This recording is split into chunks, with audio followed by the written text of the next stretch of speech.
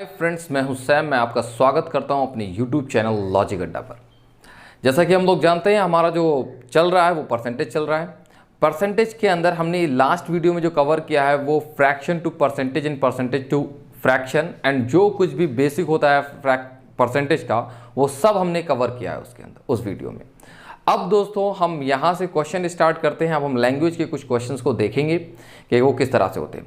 ये लैंग्वेज के जो क्वेश्चंस है वो मैंने सोचा है कि हम राकेश यादव सर के क्लास नोट से इस वीडियो को पूरा कवर करें, मतलब कि उनके सारे नोट्स को क्या कर दें, कवर कर दें। ठीक है, राकेश यादव सर से हम क्या करेंगे, परसेंटेज को कवर करते हैं अभी। और दोस्तों एट द एंड आपको ये क्लास नोट से परसेंटेज होने के बाद में जो भी परसेंटेज के रिसेंटली आए हुए क्वेश्चंस हैं प्री मेंस के अंदर 2018 2019 के अंदर, वो भी हम कवर करेंगे, but at the end of this video. ठीक है, इस वीडियो के एंड में। चलिए दोस्तों हम लोग स्टार्ट करते हैं। हम रीड करेंगे क्वेश्चन नंबर फर्स्ट, जो राकेश यादव सर के क्लास नोट्स का क्वेश्चन नंबर फर्स्ट है। क्वेश्चन नंबर फर्स्ट हमसे बोलता है, किसी संख्या में उसका 16 सही 2/3% जोड़ने पर प्राप्त संख्या 4956 है, संख्या ज्ञात करें। तो अब हमको बताना है कि वो संख्या क्या है। ठीक, देखते हैं। बोला ये गया है दोस्तों, क्वेश्चन नंबर 1 के अंदर बोला ये गया है कि कोई संख्या है, उसके अंदर 16 होल 2/3% क्या किया जाता है, इंक्रीज किया जाता है। तो वो जो संख्या प्राप्त होती है, बनती है जाके, वो बनती है जाके कुछ इस तरह से 4956। जो नई संख्या बन रही है जाके, वो क्या बन रही है जाके 4956। तो हमको मूल संख्या बतानी है, जो ओरिजिनल नंबर है, जो रियल नंबर है, वो हमको बताना है दोस्तों। देखते हैं अब हम लोग।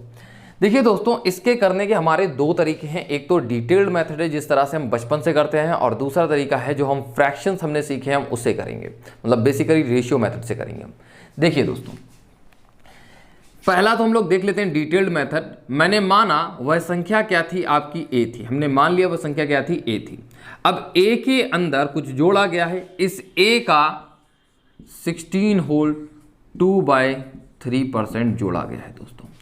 तो जो नया नंबर बनता है जाके दोस्तों, वो ये बनता है 4956, 4956।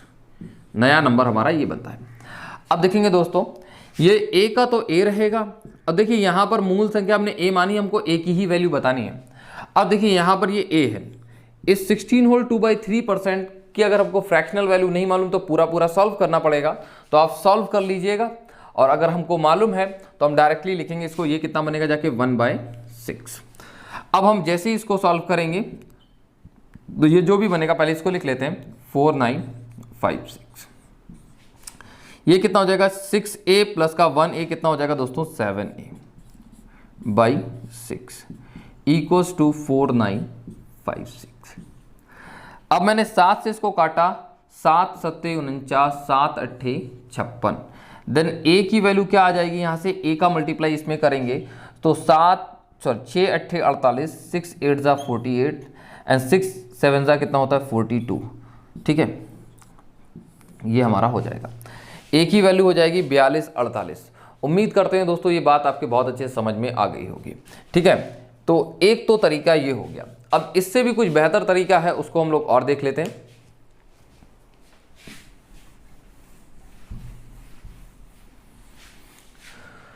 देखिए दोस्तों, आप लोग यहां पर समझने की कोशिश कीजिएगा। 16 होल 2/3% बढ़ाया गया है। तो देख लीजिए, इस बात को समझ लीजिए कि ये जो अगर हमको परसेंटेज में बता रहा है तो इसका मतलब क्या है कि ये कंपैरिजन जो कर रहा है वो किससे कर रहा है दोस्तों, 100 से कर रहा है। क्योंकि परसेंटेज में दे रखा है तो परसेंटेज का मतलब तो था बटे में 100। मतलब कहने का मीन ये है कि यदि संख्या पहले 100 थी तो उसमें बढ़ाया कितना गया है, 16 सही 2/3%। पहले संख्या अगर 100 थी तो उसमें कितना बढ़ाया गया, 16 सही 2/3%। लेकिन दोस्तों अब अगर मैं इसको फ्रैक्शन में लिखूंगा तो इसका मतलब हो जाएगा 1/6। तो इसके कहने का मतलब ये हुआ कि अगर पहले संख्या 6 थी तो अब कितना बढ़ाया गया है, 1 बढ़ाया गया है। मतलब कि जिस तरह से 100 पे ये अगर बढ़ेगा 16 से 2/3%, तो 6 पे कितना बढ़ेगा दोस्तों, 1 बढ़ेगा। 6 पे कितना बढ़ेगा दोस्तों, 1 बढ़ेगा। तो अब हम आपको यहां पर ये समझाना चाहेंगे कि फ्रैक्शन में आ गया 1/6। तो फ्रैक्शन जहां पर बनती है वहां पर उसका मतलब होता है कि कंपैरिजन होना।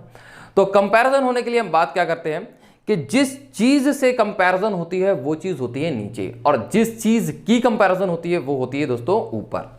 तो कंपैरिजन किस चीज से हो रही है दोस्तों? मूल संख्या से हो रही है। ठीक है, मूल संख्या। मूल संख्या को इंग्लिश में बोलेंगे तो ओरिजिनल नंबर बोलेंगे, ओरिजिनल नंबर, मूल संख्या। और देखिए किस चीज की कंपैरिजन हो रही है? जितना इंक्रीज किया गया है। क्या चीज, किस चीज की हो रही है कंपैरिजन? इंक्रीज की, जितना भी इंक्रीज किया गया है दोस्तों। तो ओरिजिनल नंबर हमारा 6 है और इंक्रीज कितना किया गया है दोस्तों? 1। अब ये इंक्रीज होने के बाद में दोस्तों कितना हो जाएगा? 6 और 1 दोस्तों 7 हो जाएगा। कितना हो जाएगा? 7। और ये जो 7 है दोस्तों वो किसके बराबर है? वो तो बढ़ने के बाद में हुआ है, जब एक इसमें जुड़ चुका है। 7 हुआ है। 7 किसके बराबर है? 49 56, 4 9 5 6, 49 56 के बराबर है। तो एक यूनिट की वैल्यू कितनी आ जाएगी हमारी? 7 से हम इसको कैंसिल करेंगे, 7 7 49, 0 बढ़ाया, और 7 8 56। तो यहां पर हमको पता चल गया एक यूनिट की जो वैल्यू है वो 708 है। कितनी है दोस्तों? 708। और देखिए जो मूल संख्या है वो कितना यूनिट है दोस्तों? 6 यूनिट है। तो हम क्या करेंगे, यहीं पर मल्टीप्लाई कर देंगे 708 का। ठीक है, 708। तो 708 का मल्टीप्लाई करेंगे दोस्तों, कितना बनेगा जाके? 6 8 48 और 6 7 42, 4248। तो हमारी जो मूल संख्या है दोस्तों कितनी हो जाएगी? 4248। उम्मीद करते हैं दोस्तों ये चीज़ आपके समझ में आई होगी। अभी हो सकता है ये आपके लिए थोड़ा सा अटपटा हो, लेकिन जैसे ही हम लोग नेक्स्ट क्वेश्चन करेंगे और इस पर हम प्रैक्टिस करेंगे ये हमारे लिए बहुत ईजी हो जाएगा। और यही मेथड दोस्तों ईजी मेथड है और इन्हीं मेथड्स को हमको सीखना है आगे। तो चलते हैं दोस्तों हम लोग अपने नेक्स्ट क्वेश्चन की साइड में। हाँ दोस्तों, ये हमारा क्वेश्चन नंबर 2 है। इसको हम लोग समझते हैं। यहाँ पर क्या दे रखा है? अगर किसी संख्या का 6 सही 2/3% इसी संख्या से घटा दिया जाए, पहले हमारा जोड़ा गया था, इस बार घटाया गया है, घटा दिया जाए तो 56 70 बन जाता है। तो 5670 बन जाती है वह संख्या। वास्तविक संख्या ज्ञात करिए। तो हमको रियल नंबर बताना है कि वो रियल नंबर क्या था। तो दोस्तों हम लोग यहाँ पर डिटेल्ड मेथड की बात नहीं करेंगे, हम लोग वही अपना फ्रैक्शन मेथड को यूज करेंगे। और जिसके अंदर फ्रैक्शन मेथड को करने के लिए आपको परसेंटेज वैल्यू याद होनी चाहिए, जो कि मैंने लास्ट वीडियो में बता रखा है, जिसका हमने लिंक डिस्क्रिप्शन में दे रखा है। आप उसको जरूर देखिएगा। देखिए दोस्तों 6 होल 2/3%। अब मेरे दोस्तों इसको समझिए आप, 6 होल 2/3% का मतलब क्या होता है? इसका मतलब होता है 1/15, 1/15 दोस्तों। कितना होता है दोस्तों? 1/15। 6 सही 2/3% का मतलब कितना होता है दोस्तों? 1/15। अब यहां पर यह बोला गया है कि यदि पहले कोई संख्या कितनी थी? 15 थी। ठीक है, 15, क्योंकि जिससे कंपैरिजन करते हैं वो क्या होता है? नीचे होता है। और हम कंपैरिजन किससे कर रहे हैं? ओरिजिनल नंबर से। तो हमारा ओरिजिनल नंबर क्या हो जाएगा? नल नंबर दोस्तों कितना हो गया? ये 15 हो गया। अब 15 में से बोला गया कि ये जो 1 है जो कम किया गया, ये डिक्रीज करने वाला कहां गया? ऊपर। कंपैरिजन किस चीज की कर रहे हैं? जो चीज कम हुई है। तो कम क्या हुआ है यहां पर? 1। 15 में से 1 गया तो दोस्तों कितना बचा होगा? दोस्तों 14 बचा होगा। दोस्तों कितना बचा होगा? 14। अब ये जो 14 है वो किसके बराबर है? ये 14 जो हमको दे रखा है वो दे रखा है 56 70 के बराबर, 5670। तो अब हम बात करेंगे कि एक यूनिट की वैल्यू कितनी हो जाएगी। तो आप बोलेंगे 14 चौके 56 और 14 पंजे 70। ठीक है, तो अभी आपको बताना है कि 15 यूनिट की वैल्यू क्या होगी। 15 यूनिट की वैल्यू क्या होगी? एक यूनिट की वैल्यू है 405, तो 15 यूनिट की वैल्यू कितनी होगी? पना 75 होता है दोस्तों, 75, और 15 चौके 60 होता है। 60 75 आपका क्या हो जाएगा दोस्तों? आंसर हो जाएगा। चलिए दोस्तों हम लोग नेक्स्ट क्वेश्चन की साइड में बढ़ते हैं। हाँ दोस्तों, ये है क्वेश्चन नंबर 3 हमारा। क्वेश्चन नंबर 3 को हम देखते हैं क्या है। अगर किसी संख्या का 11 सही 1/9% इसी संख्या में जोड़ दिया जाए तो 900 बनता है। वास्तविक संख्या ज्ञात करो। वास्तविक संख्या का मतलब ओरिजिनल नंबर, हमको ओरिजिनल नंबर बताना है दोस्तों। ठीक है, अब यहां पर बात की गई है जोड़ा गया, जोड़ने का मतलब होता है इंक्रीज होना दोस्तों। ठीक, तो दोस्तों हम लोग समझते हैं कि ये लिखा है 11 सही 1/9। अब देखिए इसकी फ्रैक्शनल वैल्यू क्या होती है? इसकी वैल्यू होती है जाके 1/9, 1/9 दोस्तों। कितना होता है दोस्तों? 1/9। अब नहीं अगर आपको समझ में आता तो 11 निमन 99 और 1 कितना हो गया? 100% का मतलब क्या होता है? बटे में 100, 100 से 100 कट जाएगा, 1/9 बचेगा दोस्तों। ठीक है, तो देखिए दोस्तों हमने आपको बताया कि फ्रैक्शन के अंदर कंपैरिजन होती है। जो भी चीज नीचे होगी उस चीज से कंपैरिजन होती है, और जिस चीज की कंपैरिजन होती है वो होती है ऊपर। तो मूल संख्या से यहां पर कंपैरिजन हो रही है और किस चीज की, जो भी चीज इंक्रीज की है। तो इंक्रीज कितना किया है, 1, अगर वो संख्या थी कितनी पहले, 9। ठीक है दोस्तों, तो देखिए अब अगर पहले 9 थी और अब 1 बढ़ गया तो हो कितनी गई होगी संख्या, ये दोस्तों ये हो गई होगी 10। अब ये 10 बराबर हमको कितना दे रखा है, 900। तो 1 बराबर दोस्तों कितना हो जाएगा, 90। अब 1 बराबर 90 हो जाएगा तो 9 बराबर दोस्तों कितना हो जाएगा, 9 नेम 81, 9 नेम 81, 81 मतलब कि 810 हो जाएगा दोस्तों। कितना हो जाएगा दोस्तों, 810। उम्मीद करते हैं दोस्तों आपके अच्छे से समझ में आया होगा ये। ठीक, हम लोग चलते हैं नेक्स्ट क्वेश्चन की साइड में। हाँ दोस्तों, ये है हमारा क्वेश्चन नंबर 4। क्वेश्चन नंबर 4 क्या बोलता है, अगर किसी संख्या में 64 जोड़ दिया जाए, कितना ऐड किया गया है दोस्तों, अभी 64 को ऐड किया गया दिया जाए तो संख्या 157 सही 1/7% हो जाती है। भाई साहब, बढ़ने के बाद में इतना हो जाती है। संख्या ज्ञात करो। तो मूल संख्या बतानी कि वो रियल नंबर क्या था हमारा। ठीक है दोस्तों, बताते हैं। देखिए दोस्तों, यहां पर बोला गया है कि संख्या कितनी हो जा रही है, 157 होल 1/7%। समझ रहे हैं आप, उम्मीद करते हैं समझ रहे होंगे आप। ठीक है, तो देखिए ये कब हो जा रही है, जब इसके अंदर 64 जुड़ गया है। तो मैं आपसे एक बात पूछना चाहता हूं कि आपको मालूम होगा कोई अगर ओरिजिनल नंबर है तो वो अपने आप में कितना परसेंट होगा, ओरिजिनल नंबर है तो उसके अपने आप में वो कितना परसेंट होता है, 100% होता है। तो स्टार्टिंग में जो संख्या थी वो कितना परसेंट थी, 100% थी। अब वो बढ़ी कितनी है, अब वो बढ़ी है 57 सही 1/7%। तो दोस्तों हम यहां पर यही पता कर लेते हैं कि 57 सही 1/7 को हम क्या बोलेंगे। ठीक है, देखते हैं, समझते हैं यहां पर थोड़ा सा। 57 होल 1/7%। ठीक है, अब देखिए यहां पर देखिए इसको हमको करना है, सॉल्व करना है। हो सकता है आप लोगों को याद ना हो तो ठीक, तो इस चीज को देखेंगे कि किस तरह से हम लोग करेंगे कि 57 सही 1/7% बढ़ा है ये, इसको हमको फ्रैक्शनल फॉर्म में लिखना है। तो वैसे तो कर ही सकते हैं जैसे आप लोग करते हो नॉर्मली, हमको करना है दूसरे तरीके से। देखिए कैसे करेंगे हम लोग कि हमने लिखा है इसका 50% प्लस 7 सही 1/7%, 7 सही 1/7%। ठीक है, दोनों को हमको क्या है, दोनों की फ्रैक्शनल फॉर्म हमको मालूम है। इसको बोलते हैं 1/2 और दोस्तों इसको क्या बोलते हैं, 1/14। ठीक है, बस अब इन दोनों का हमको क्या निकालना है, एलसीएम। एलसीएम दोस्तों कितना आएगा, 14। और यहाँ की बात करेंगे तो दोस्तों यहाँ कितना आएगा दोस्तों, 7, और यहाँ कितना आएगा दोस्तों, 1। तो ये 8/14 आएगा। 8/14 का मतलब कितना होता है, 4/7। अब देखिए दोस्तों, अगर हमारी फ्रैक्शन इस चीज़ की आती, देखिए मैंने आपको एक अप्रोच बताया है। वैसे आप चाहें तो मल्टीप्लाई करिए, 7 7 49, हंसी लग गया 9 आया, हंसी लग गया 4, 7 5 35 35 4, जो भी आए उस तरीके से कर सकते हैं आप, टाइम लगेगा उसमें, लेकिन हम वैसा चक्कर में नहीं पड़ना चाहते उसके। ठीक है, देखिए दोस्तों 4/7 आ गया दोस्तों, यहाँ पर समझने की कोशिश कीजिए आप लोग। तो ये 4/7 का मतलब क्या है कि यदि मूल संख्या 7 थी तो उसमें बढ़ा कितना है, 4। क्योंकि देखिए हम यहाँ पर बढ़े हुए को ही ले रहे हैं, 57 सही 1/7% के कितना बड़ा है। ठीक है, तो कितना बड़ा है तो हम लोग यहाँ पर देखते हैं, यहाँ पर पता चलता है 4/7 बढ़ा है। इसका मतलब मूल संख्या यदि 7 है तो उसमें बढ़ा कितना है दोस्तों, 4, और बढ़ा कितना है, 4, और जो बढ़ा हुआ है वही हमको दे रखा है कि बढ़ाया दोस्तों कितना गया है हमको, 64, मतलब कि जोड़ा कितना गया है दोस्तों, 64 जोड़ा गया है। ठीक है, 64 जोड़ा गया। तो 4 बराबर दोस्तों कितना दे रखा है, 64। तो 1 बराबर दोस्तों कितना हो जाएगा, 16। 1 बराबर दोस्तों कितना हो जाएगा, 16। संख्या ज्ञात करनी है हमको, तो संख्या की अगर हम बात करें तो संख्या क्या हो जाएगी, 1 बराबर 16। तो 7 बराबर दोस्तों कितना हो जाएगा, 7 बराबर दोस्तों बताएंगे कितना होगा, 16 7 112।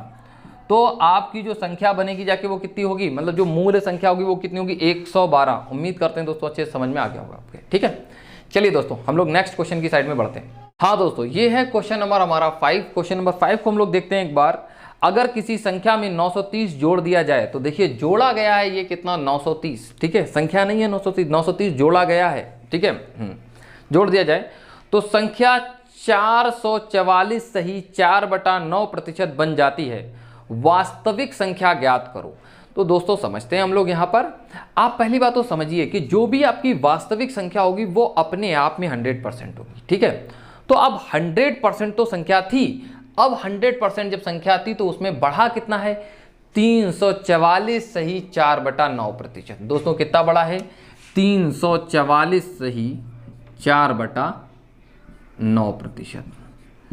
344 सही 4/9% दोस्तों बढ़ाइए। ठीक, अब इसको हम लोग समझ लेते हैं थोड़ा सही से कि इसको हम लोग किस तरह से सॉल्व करेंगे। ये बढ़ा है इतना, ठीक है दोस्तों, हाँ यहां पर ये इतना बढ़ा है। अब समझते हैं इसको कि यहां पर ये तो ये 300% प्लस 44 सही 4/9, तो 300% की वैल्यू दोस्तों कितनी होती है जाके दोस्तों 3 होती है।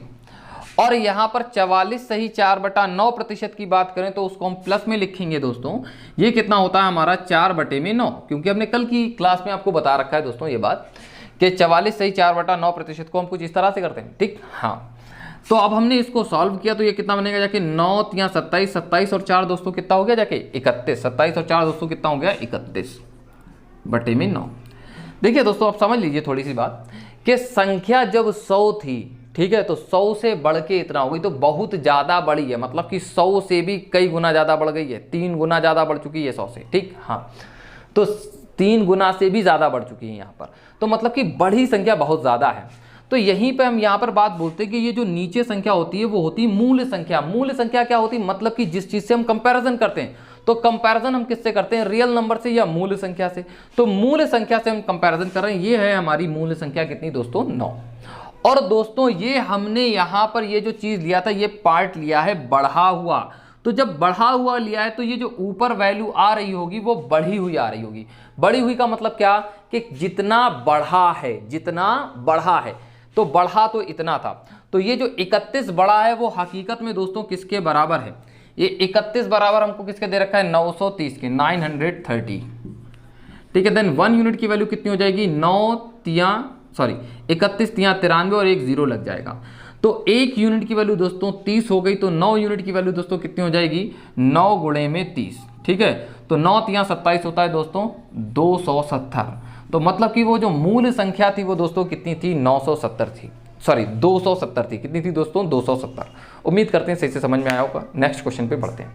हाँ दोस्तों ये है हमारा क्वेश्चन नंबर 6। तो क्वेश्चन नंबर 6 को देखते हैं। अगर किसी संख्या में 16 जोड़ दें तो रिजल्ट संख्या का जो परिणामी संख्या बनती है उसका वो कितना हो जाता है जाके 116 सही 2/3% बन जाती है। संख्या ज्ञात करें, तो वो हमको संख्या बतानी कि वो संख्या क्या थी। दोस्तों समझ लीजिए यहाँ पर कि कोई भी संख्या जो होती है वो अपने आप में 100% होती है। तो यहाँ पर 100% तो संख्या थी, लेकिन उसमें बढ़ गया है, कितना बढ़ा है 16 सही 2/3%। तो ये जो 16 सही 2/3% बढ़ा है वो इस 16 की ही वजह से बढ़ा है, ठीक है। इसको हम समझते हैं यहाँ पर थोड़ा, तो इसको हम दोस्तों क्या बोलेंगे 1/6। तो इसके कहने का मतलब ये हुआ कि यदि संख्या कितनी थी 6 थी, तो उसमें वो बढ़ी कितनी है 1 बढ़ी है। समझिए ये हम वो जो बोल रहे हैं 16 सही 2/3%, ठीक। तो इसका मतलब क्या हुआ, ये बढ़ा है, ये बढ़ा जो था वो किस पर बढ़ा था 100 पर बढ़ा था, 100 पे इतना बढ़ा था, लेकिन अगर हम 6 पे बढ़ाएंगे तो ये कितना बढ़ेगा दोस्तों 1 बढ़ेगा, ठीक है। तो मूल संख्या हमारी 6 और बढ़ी कितनी है दोस्तों 1। ये जो 1 बढ़ा है वो 1 किसके बराबर है दोस्तों, वो 16 के बराबर है। तो 6 दोस्तों किसके बराबर हो जाएगा 1 बराबर 16, तो 6 बराबर दोस्तों कितना हो जाएगा 16 छक्के 96। उम्मीद करते हैं दोस्तों आपके समझ में आ गया होगा। चलिए हम नेक्स्ट क्वेश्चन की साइड में बढ़ेंगे। अब ये क्वेश्चन नंबर 7 क्या बोलता है इसको समझ लेते हैं दोस्तों। अगर किसी संख्या में 21 जोड़ दें तो रिजल्ट संख्या का 137 सही 1/2% बन जाता है। संख्या ज्ञात करो। तो जो परिणामी संख्या है वो क्या हो जाता है, उस संख्या का मूल संख्या का 137 सही 1/2% हो जाता है दोस्तों। देखते हैं दोस्तों, देखिए दोस्तों यहाँ पर एक बात को आप छोटी समझ लीजिए कि जो मूल संख्या होती है वो अपने आप में 100% होती है। उसके बाद में ये जो संख्या बढ़ी है कितना 37 सही 1/2% बढ़ी है। 37 सही 1/2% दोस्तों बढ़ा है ये, ठीक है। ये जो बढ़ा है और ये इसको मैं क्या बोलूँगा, मुझे इसको बदलना है किसमें फ्रैक्शन में। तो एक तरीका तो हो सकता है जैसे हम नॉर्मली करते हैं और दूसरा हम तरीका देखते हैं। देखिए दोस्तों हमें ये 50 के पास का नंबर लगता है और 50 के से ये कितना कम नज़र आ रहा है मुझे 12.5, ठीक है दोस्तों। तो हम इसको ऐसे लिख सकते हैं कि 50% माइनस करना पड़ेगा यहाँ पर, माइनस 12.5%, ठीक है। तो 50% का मतलब दोस्तों कितना होता है 1/2 माइनस, और इसका मतलब दोस्तों कितना होता है 1/8। अभी अगर मैं यहाँ पर एलसीएम लूंगा तो दोस्तों एलसीएम कितना आएगा 8 आएगा, और यहाँ पर इस तरीके से ये आएगा 4 और ये कितना हो जाएगा 1, तो बचेगा कितना 3/8। तो आपके कहने का मतलब ये है कि यदि मूल संख्या कितनी थी 8 तो उसमें बढ़ा कितना है दोस्तों 3। मूल संख्या अगर 8 थी तो उसमें बढ़ा कितना है दोस्तों 3। तो ये जो 8 है उसकी हमको वैल्यू बतानी है और जो बड़ा है वो हमको दे रखा है, ये कितना दे रखा है 21। तो 3 बराबर अगर 21 तो 1 बराबर दोस्तों कितना हो जाएगा 7। तो 1 बराबर 7 तो 8 बराबर कितना हो जाएगा 56। 8 7 56 56। उम्मीद करते हैं दोस्तों आपकी ये चीज़ समझ में आ रही होगी। 8 7 56 ये कितना हो गया 56। तो 56 ही आपका क्या है मूल संख्या है। चलिए दोस्तों हम नेक्स्ट क्वेश्चन की साइड में बढ़ते हैं। हाँ दोस्तों ये है हमारा क्वेश्चन नंबर 8। ये है दोस्तों हमारा क्वेश्चन नंबर 8। ठीक है, राकेश यादव क्लास नोट्स का ये है हमारा क्वेश्चन नंबर 8। दोस्तों उसको समझते हैं। अगर किसी आयत की लंबाई 37 से ही 1/2% बढ़ा दें और चौड़ाई 20% घटा दें तो क्षेत्रफल पर क्या प्रभाव पड़ेगा। ठीक है दोस्तों, तो क्षेत्रफल पर क्या प्रभाव पड़ेगा समझते हैं यहाँ पर। दोस्तों ये हमारा पिछले क्वेश्चन से हटके क्वेश्चन है, अलग है। इसको हम कई तरीके से कर सकते हैं। ठीक, तो देखते हैं हमारी बेस्ट अप्रोचेस क्या रह सकती हैं इसके लिए। देखिए समझते हैं क्षेत्रफल पर क्या प्रभाव पड़ेगा। तो इसके लिए क्षेत्रफल का जानना बहुत ज़्यादा ज़रूरी है कि एरिया, ए फॉर एरिया बराबर क्या होता है लंबाई गुणे में चौड़ाई, लेंथ इनटू ब्रेथ होता है दोस्तों, लेंथ इनटू ब्रेथ होता है। ठीक है दोस्तों, अब यहाँ पर समझ लीजिए यहाँ पर थोड़ा सा कि बढ़ा कितनी, लंबाई कितनी बड़ी है 37%। तो 37% को क्या बोलते हैं दोस्तों, अभी कुछ देर पहले हमने निकलवाया था 3/8 आया था और इसको आप दोस्तों याद कर लीजिएगा। और 20% को क्या बोलते हैं दोस्तों, इसको बोलते हैं 1/5। ठीक है दोस्तों, हम इसको कई तरीके से करेंगे दोस्तों। ठीक, समझते हैं पहले। तो हमारा जो फर्स्ट मेथड है वो क्या है, कुछ इस तरीके से है कि देखिए अगर हम बात करें कि ओरिजिनल एरिया हमारा कितना है, तो देखिए हम जिस चीज़ से यहाँ पर कंपैरिजन कर रहे हैं, किससे 8 से कंपैरिजन कर रहे हैं और किसकी कर रहे हैं 3 की। और ये जो 3 है वो क्या चीज़ है, वो 37% जो बड़ा है, मतलब कि 8 पे कितना बड़ा है दोस्तों 3 बड़ा है। 8 पे कितना बड़ा है दोस्तों 3 बड़ा है। ठीक है, तो लंबाई अगर मैं पहले कहूँ कितनी थी 8, तो अब दोस्तों लंबाई कितनी हो जाएगी 3 बढ़ गई, तो दोस्तों कितनी हो जाएगी 11 हो जाएगी। ठीक है, हाँ अब हम दूसरी बात पर आएंगे दोस्तों। यहाँ पर चौड़ाई पर आते हैं कि चौड़ाई दोस्तों पहले कितनी थी दोस्तों 5 थी। पहले कितनी थी दोस्तों 5 थी। ठीक है, पहले चौड़ाई कितनी थी दोस्तों 5 थी। अब क्या हुआ है, ये एक कम हो गई है। क्या हो रहा है दोस्तों, एक कम हो रहा है। ये क्या हुआ है, एक कम हुआ है दोस्तों। ठीक, समझ रहे हैं, इस बात को समझिएगा, एक कम हो रखा है। तो अब ये कितनी हो गई होगी दोस्तों 4 हो गई होगी। ठीक है, 5 से दोस्तों कितना हो गया 4। ये देखिए कम हो रही है ना चौड़ाई। ठीक, हाँ तो पहले का एरिया समझते हैं कितना होगा 8 पंचे 40। पहले एरिया कितना आता था दोस्तों 40 आता था। अब का एरिया कितना आता, 11 4 हो गया 44। तो अब अगर मैं आपसे पूछूं कि एरिया में कितने का डिफरेंस है, तो आप डिफरेंस कुछ इस तरह से बोलेंगे, 40 से ये कितना बढ़ रहा है दोस्तों 4 बढ़ रहा है। 40 से कितना बढ़ रहा है दोस्तों 4। ठीक, हाँ तो ये 4 बढ़ रहा है। तो अब मैं पूछूं कि एरिया पे कितने का इफेक्ट आया होगा, तो 40 पे 4 बढ़ना कितना कहलाएगा, इसको समझते हैं। तो 40 पर कितना बढ़ रहा है ये 4।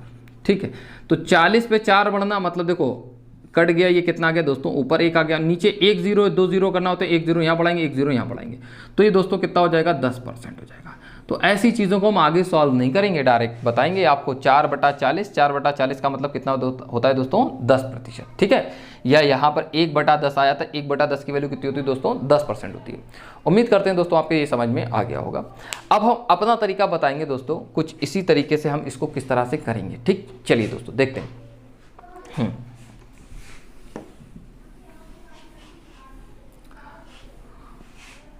देखिए समझना कि एरिया बराबर दोस्तों होता कितना है, क्या है लेंथ इनटू ब्रेथ होता है। ठीक है, तो आप एक जगह तो लिख लीजिए ओल्ड एरिया, क्योंकि पुराने से ही कंपैरिजन किया जाएगा, और दूसरी जगह क्या आएगा, दूसरी जगह आएगा न्यू एरिया। ठीक है, ओल्ड एरिया, दूसरी जगह क्या आएगा न्यू एरिया आएगा। ठीक है, समझते हैं यहाँ पर। तो हम ओल्ड एरिया की अगर बात करें तो यहाँ पर इसका फॉर्मूला ही होता है लेंथ इनटू ब्रेथ।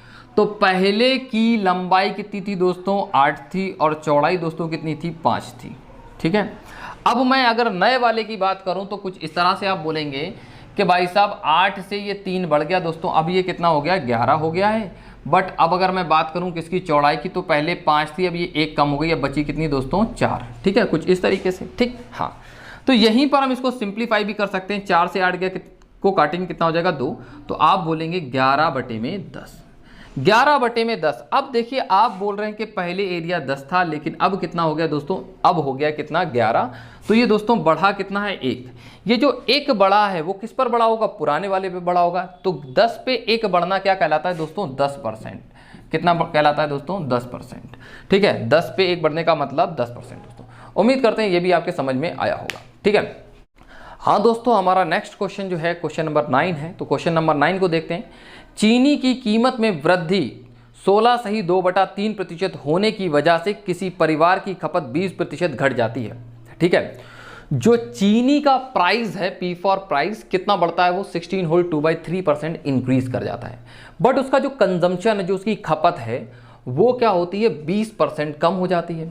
तो अब ऐसे में बोला जा रहा है दोस्तों कि बताइए कि क्या फर्क पड़ेगा, उसके टोटल एक्सपेंडिचर पर, जो भी उसका टोटल पहले खर्च होता था उस पर क्या फर्क पड़ेगा। तो दोस्तों हम लोगों को यहां पर पहले समझना पड़ेगा कि एक्सपेंडिचर का मतलब होता है दोस्तों खर्च। क्या होता है दोस्तों, खर्च। कि खर्च बराबर दोस्तों क्या होता है, खर्च बराबर दोस्तों क्या होता है, देखिए प्राइस इनटू कंजप्शन, मतलब कि मूल्य गुणे में खपत, जितनी भी खपत होती है दोस्तों। ठीक है, हाँ, मूल्य गुणे में खपत, ये होता है हमारा ठीक फॉर्मूला। तो देखिए ये बिल्कुल वैसे ही बन गया जैसे एरिया बराबर क्या होता था, लेंथ इनटू ब्रेथ। तो बिल्कुल उसी तरह से हो जाएगा ये भी क्वेश्चन। ठीक, समझते हैं यहाँ पर। प्राइस 16/2/3% इंक्रीज किया है, मतलब कि 1/6। मतलब कि पहले प्राइस अगर 6 था तो अब दोस्तों 1 बढ़ गया होगा, हो कितना गया होगा दोस्तों, 7 हो गया होगा। ठीक है, अब यहाँ पर 20% दोस्तों ये घटा है। तो 20% घटने का मतलब 1/5 होता है ये। मतलब कि पहले का अगर कंजम्पशन, पहले जो हम यहाँ पर खपत अगर 5 किलो की करते थे, तो अब हम क्या करेंगे, 1 किलो कम कर देंगे। अब हमने देखा कि रेट बढ़ गया, तो इसलिए हमने अपनी खपत को क्या कर लिया, कम कर लिया। ठीक है, तो 5 पहले थी, तो अब हम कितना करेंगे, 1 कम करेंगे कितनी दोस्तों, अब हम 4 करेंगे दोस्तों। ठीक, चलिए समझते हैं यहाँ पर। देखिए दोस्तों, हाँ, कि हम लोग देखिए हमारे पास में एक वही तरीका है, बेस्ट वे, कि हम नीचे लिखेंगे ओल्ड और ऊपर लिख देंगे दोस्तों न्यू। ठीक है, हाँ, कि पहले हमारा प्राइस, पहले हमारा जो खर्च बनता जाके वो क्या बनता है, जाके प्राइस इनटू कंजम्पशन। तो प्राइस की बात करते हैं, पहले का रेट कितना है 6 और पहले की खपत दोस्तों कितनी है 5। ठीक है, तो टोटल कितना, टोटल हमारा जो खर्च बन रहा है जाके वो कितना बन रहा है, जाके यहाँ पर 30, इस तरह से बोल सकते हैं। ठीक है, यहाँ पर ऐसे भी लिख सकते हैं। ठीक, दूसरा समझिए कि यहाँ पर रेट बढ़ गया है, तो 6 से कितना हो गया, अब दोस्तों कितना हो गया दोस्तों, ये हो गया है 7। ठीक, और अब अगर हम बात करें कंजम्पशन की, तो कंजम्पशन हमारा घट चुका है, 5 से में से वो 1 कम हो गया, कितना बचा हमारा 4। ठीक है, ये हमने लिख दिया यहाँ पर 4। ठीक, देखते हैं हम लोग यहाँ पर। देखिए 6 और 4 में कॉमन है, ये 3, 2 से काटा इसको, 2 से इसको काटा, ये 14 हो गया, ये कितना हो गया 15। ठीक है, इसको हम बोलेंगे 14/15। ठीक है, तो आप देख रहे होंगे यहाँ पर कि 15 से कोई चीज़ 14, मतलब कि पहले जो हमारा खर्च था वो कितना था, 15 था, लेकिन अब जो हमारा नया खर्च हो रहा है वो कितना हो रहा है, जाके दोस्तों 14 हो रहा है। तो इससे हमको पता चल रहा है ये खर्च कितना कम हो रहा है हमारा, 1। तो ये 1 कम हो रहा है किस पर, 15 पे। तो 1/15 का मतलब दोस्तों कितना होता है, 1/15 का मतलब दोस्तों कितना होता है, 6/2/3% होता है दोस्तों। कितना होता है, 6/2/3%। ठीक है, समझ लीजिए इसको हम देखिए ऐसे लिख सकते हैं, 1/15 कितना बोलेंगे, 1/15। 1/15 क्या बोलते हैं, 6 सही 2/3% दोस्तों। ठीक है, उम्मीद करते हैं सही से समझ में आया होगा आपकी। नेक्स्ट क्वेश्चन की साइड में बढ़ते हैं दोस्तों। ये है क्वेश्चन नंबर हमारा 10। तो क्वेश्चन नंबर 10 को रीड करते हैं हम लोग। किसी सिनेमा टिकट की बिक्री 57 सही 1/7% बढ़ जाती है और टिकट का मूल्य 16 सही 2/3% बढ़ जाता है। भाई साहब, बिक्री भी बढ़ गई और टिकट का रेट भी बढ़ गया, ऐसा लग रहा है सलमान खान की मूवी आ गई हो। ठीक, हाँ, बढ़ जाता है। उसके राजस्व में कितनी बढ़ोतरी होगी, समझते हैं दोस्तों यहाँ पर। देखो बात कर रहा है ये रेवेन्यू की। तो रेवेन्यू देखिए किस तरीके से जनरेट होता है, ये डिपेंड करता है कि हमारे टिकट कितने बिके और दूसरा साथ ही साथ उसका प्राइस कितना था। तो देखिए 2 चीज़ों पे डिपेंड करेगा, एक तो हो जाएगा क्या आपका सेल और दूसरा क्या हो जाएगा आपका प्राइस। ठीक है, सेल इनटू प्राइस। ठीक, अब देख लेते हैं इसी तरीके से रेवेन्यू पर क्या फर्क पड़ने वाला है। ठीक, तो पहले तो समझते हैं 57 सही 1/7% को क्या बोलते हैं। हमने देखिए लास्ट कुछ देर पहले ये सॉल्व करवाया था आपका, और वैल्यू इसकी आई थी 4/7। कितनी आई थी दोस्तों, 4/7। और इसको आप याद भी कर लीजिएगा क्योंकि ये इंपॉर्टेंट फिगर है। और मैं इसकी बात करूँ, ये कितना हो रहा है 1/6।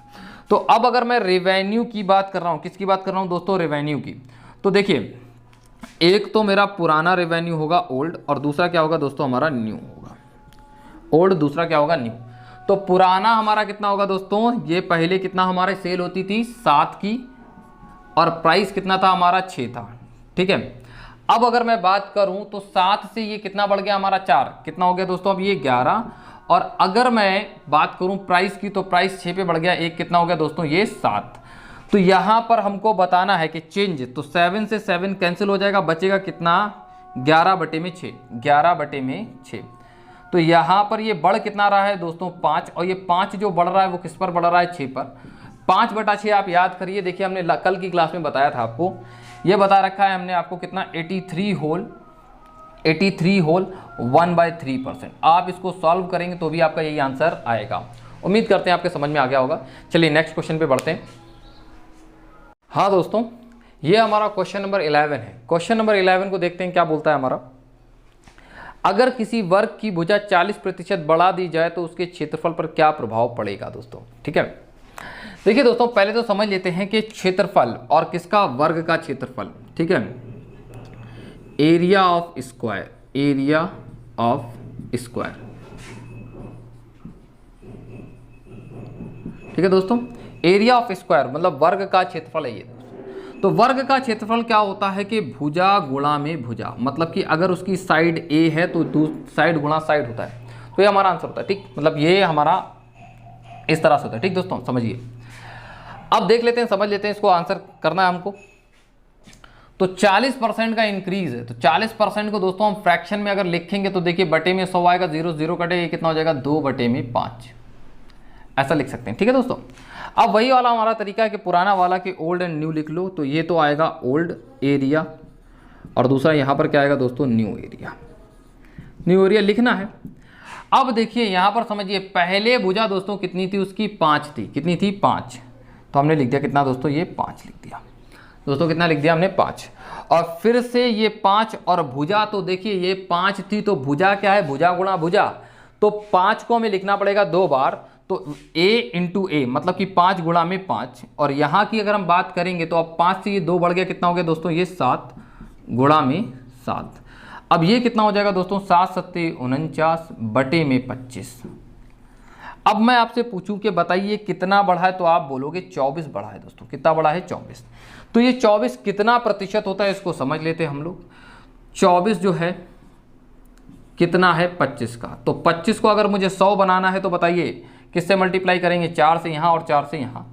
तो जैसे ही 4 से मल्टीप्लाई करेंगे दोस्तों कितना हो जाएगा 24 चौके 96, तो 96% ये दोस्तों क्या हो जाएगा इंक्रीज हो जाएगा। ये कितना इंक्रीज होगा दोस्तों 96%। तो उम्मीद करते हैं ये चीज़ आपके अच्छे से समझ में आ गई होगी। हाँ दोस्तों, अब हम चलते हैं क्वेश्चन नंबर 12 की साइड में। क्वेश्चन नंबर 12 क्या कहता है, किसी शहर की जनसंख्या 1,89,000 है, 1,89,000 ठीक है, उसमें से 4/9 पुरुष और बाकी महिलाएं हैं, 50% पुरुष विवाहित हैं। देखो हमको बोला गया है कि 50% जो पुरुष हैं विवाहित हैं। मैरिड मेल की बात की जाएगी तो 50% वो हैं, और मेल की बात की जाए तो वो कितना है 4/9 है दोस्तों, ठीक है। अब हमसे 2 क्वेश्चन यहाँ पे पूछे गए छोटे छोटे। विवाहित जनसंख्या का प्रतिशत ज्ञात करो कि जो मैरिड लोग हैं उस गांव के अंदर टोटल वो कितना % है। दूसरा पूछा गया है कि विवाहित महिलाओं का प्रतिशत ज्ञात करो, विवाहित महिलाओं का प्रतिशत ज्ञात करो, वो भी बताते हैं। चलिए दोस्तों समझते हैं। यहाँ पर देखिए दोस्तों, यहाँ पर हमने जैसा कि आपको बताया है कि जो कंपैरिजन होती है वो किससे होती है, जिस चीज़ से कंपैरिजन होती है वो यहाँ पर होता है नीचे। तो यहाँ पर बोला गया है कि मेल पॉपुलेशन कितनी है 4/9, मतलब कि टोटल पॉपुलेशन से कंपैरिजन हो रही है। टोटल पॉपुलेशन कितनी है 9, तो उसमें से मेल कितने हैं दोस्तों 4। तो यहाँ पर हमने लिख लिया मेल पॉपुलेशन जो है वो कितनी है दोस्तों 4 है। और अब अगर हम बात करें फीमेल पॉपुलेशन की, तो बची हुई जो पॉपुलेशन होगी वो किसकी होगी दोस्तों फीमेल की होगी। तो फीमेल दोस्तों कितना हो जाएगा यहाँ पर 5 हो जाएगा। कितना हो जाएगा दोस्तों 5 हो जाएगा, ठीक। चलिए इतना हो गया। हाँ, और देखिए यहाँ पर ये जो नंबर दे रखा है हमको 1,89,000, इसको अगर हम यूज़ करेंगे तब भी हमारा आंसर आएगा और नहीं यूज़ करेंगे तब भी हमारा आंसर आ जाएगा। तो इसलिए हम इसको यूज़ नहीं करेंगे क्योंकि हम कैलकुलेशन में चले जाएंगे। हमसे परसेंटेज में वैल्यू पूछी गई है। अगर संख्या में वैल्यू पूछी जाती तो हमको इस संख्या का यूज़ करना पड़ता। अगर परसेंटेज में वैल्यू पूछी गई तो यूज़ करने की कोई ज़रूरत दोस्तों है नहीं। देखते हैं, समझते हैं क्यों है नहीं है। दोस्तों यहाँ पर हम बात कर रहे हैं कि बोला जा रहा है कि मेल जो हैं वो 50% मैरिड है, जो आदमी है वो 50% विवाहित है।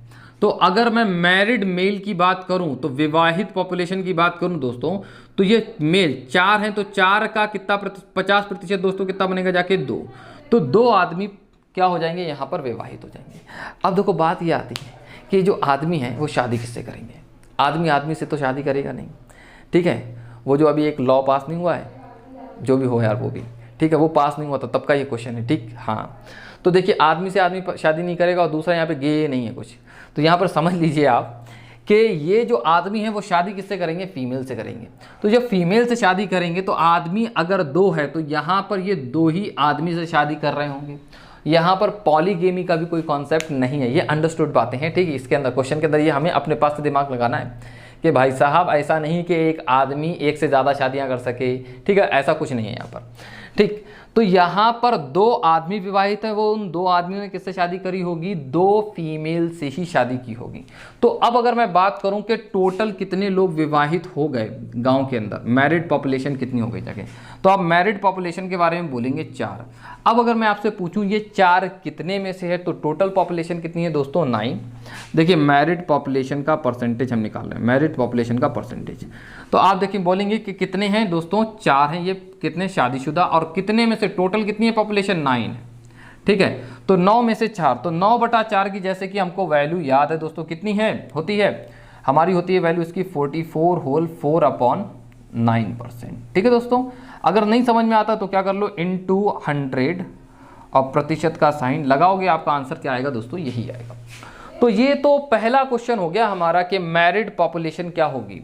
अब विवाहित महिलाओं की संख्या बतानी है, विवाहित महिलाओं की संख्या, मैरिड फीमेल्स बताना है, मैरिड फीमेल्स, ठीक है। अब मैरिड फीमेल्स की अगर हम बात करें तो देखिए किस तरह से बताएंगे हम कि यहाँ पर 2 लोग जो हैं वो क्या हैं, विवाहित हैं। और कितने में से विवाहित हैं, 5 में से, 5 में से 2 विवाहित हैं।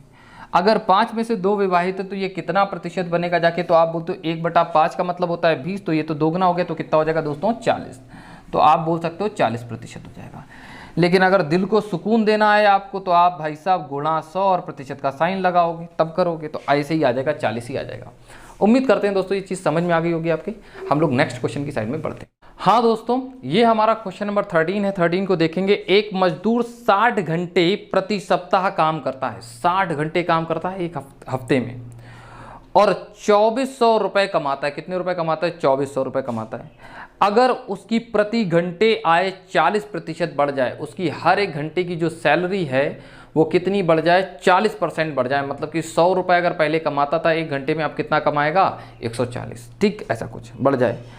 और काम का समय, जो उसके काम करने का जो समय था, जो उसे पहले टाइम मिलता था काम करने के लिए, वो 16 सही 2/3% घट जा रहा है यहाँ पर जाए, तो उसकी तनख्वाह में कितना बदलाव आएगा, तो उसकी सैलरी में क्या चेंज आएगा वो बताना है हमको। तो देखते हैं दोस्तों, समझते हैं। यहाँ पर देखिए, एक तो हमको पहले काउंटिंग दी गई है कि 60 घंटे हैं और 2400 रुपये हफ्ता कमा लेता है।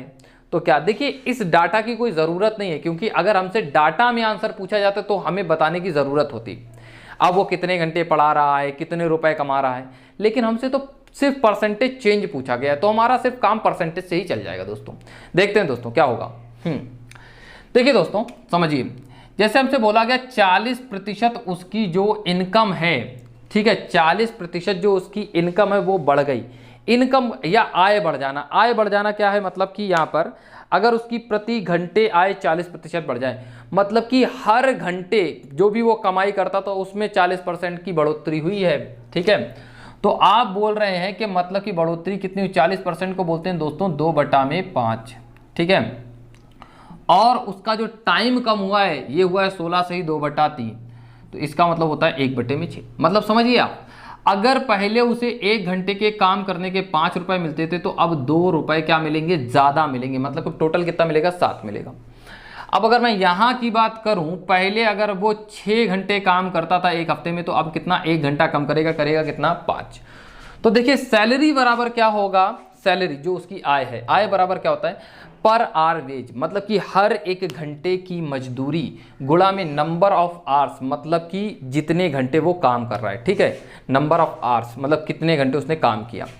तो देखिए समझ लेते हैं कि एक तो हमारा ओल्ड होगा इसके अंदर, और दूसरा दोस्तों क्या होगा, न्यू होगा, ठीक है। तो यहाँ पर हम ओल्ड की बात इसी के हिसाब से कर लेते हैं कि पहले की हमारी वेज कितनी, तो आप बोलोगे पहले आप 5 रुपये प्रति घंटा कमाते थे। अब क्या हुआ है आपके साथ में, ठीक है, 5 रुपये प्रति घंटा कमाते थे, अब क्या हुआ 2 रुपये बढ़ गई है, तो अब कितना दोस्तों आप होगी आय आपकी 7 रुपये प्रति घंटा। लेकिन टाइमिंग के साथ में क्या हुआ, पहले आप 6 घंटा पढ़ाते थे, कितना पढ़ाते थे दोस्तों 6, लेकिन अब आपका 1 घंटा कम हो चुका है, तो कितना हो गया होगा दोस्तों 5, ठीक है। तो देखिए ये ओल्ड सैलरी होगी, लेकिन ये कौन सी होगी, न्यू सैलरी होगी। तो हम क्या करेंगे, 5 से ये पूरा 5 कट जाएगा, और ये क्या आ जाएगा दोस्तों 7/6। तो आप यहाँ पर बता पा रहे होंगे कि अगर पहले वो 6 रुपये कमाता था, तो अब वो कितने कमाएगा, 7 रुपये कमाएगा, मतलब कि बढ़ेगा कितना 1। अब 1 बढ़ रहा है किस पर, 6 पर, 1/6 का मतलब दोस्तों कितना होता है 16 सही 2/3%। दोस्तों उम्मीद करते हैं ये चीज़ आपके समझ में आ गई होगी। चलिए हम लोग नेक्स्ट क्वेश्चन की साइड में पढ़ते हैं। ये है क्वेश्चन नंबर 14 हमारा। क्वेश्चन नंबर 14 देखते हैं क्या है। क्वेश्चन नंबर 14, एक आदमी एक संख्या को 3/5 के बजाय 7/4 से गुणा कर देता है, ठीक है, तो उसके राजस्व में कितने प्रतिशत का बदलाव होगा। यहाँ पर राजस्व नहीं होना चाहिए, यहाँ पर रिजल्ट होना चाहिए। तो उसके परिणाम में कितने प्रतिशत का बदलाव आएगा। दोस्तों यहाँ पर क्या होगा दोस्तों, परिणाम होगा। समझते हैं दोस्तों, यहाँ पर वो कहना ये चाह रहा है कि कोई भी एक संख्या है कि उसके अंदर इससे गुणा करना था, लेकिन गुणा किससे हो गया, इससे हो गया। देखिए यही तो बोल रहा है, एक आदमी एक संख्या को 3/5 के बजाय 7/4 से गुणा कर दिया, ठीक है, करना इससे था लेकिन कर किससे दिया है दोस्तों, इससे कर दिया है। तो पूछ रहा है कि उसका परसेंटेज चेंज कितना होगा। इस बात को समझते हैं दोस्तों, हम लोग आसानी से बताएंगे, ठीक है दोस्तों।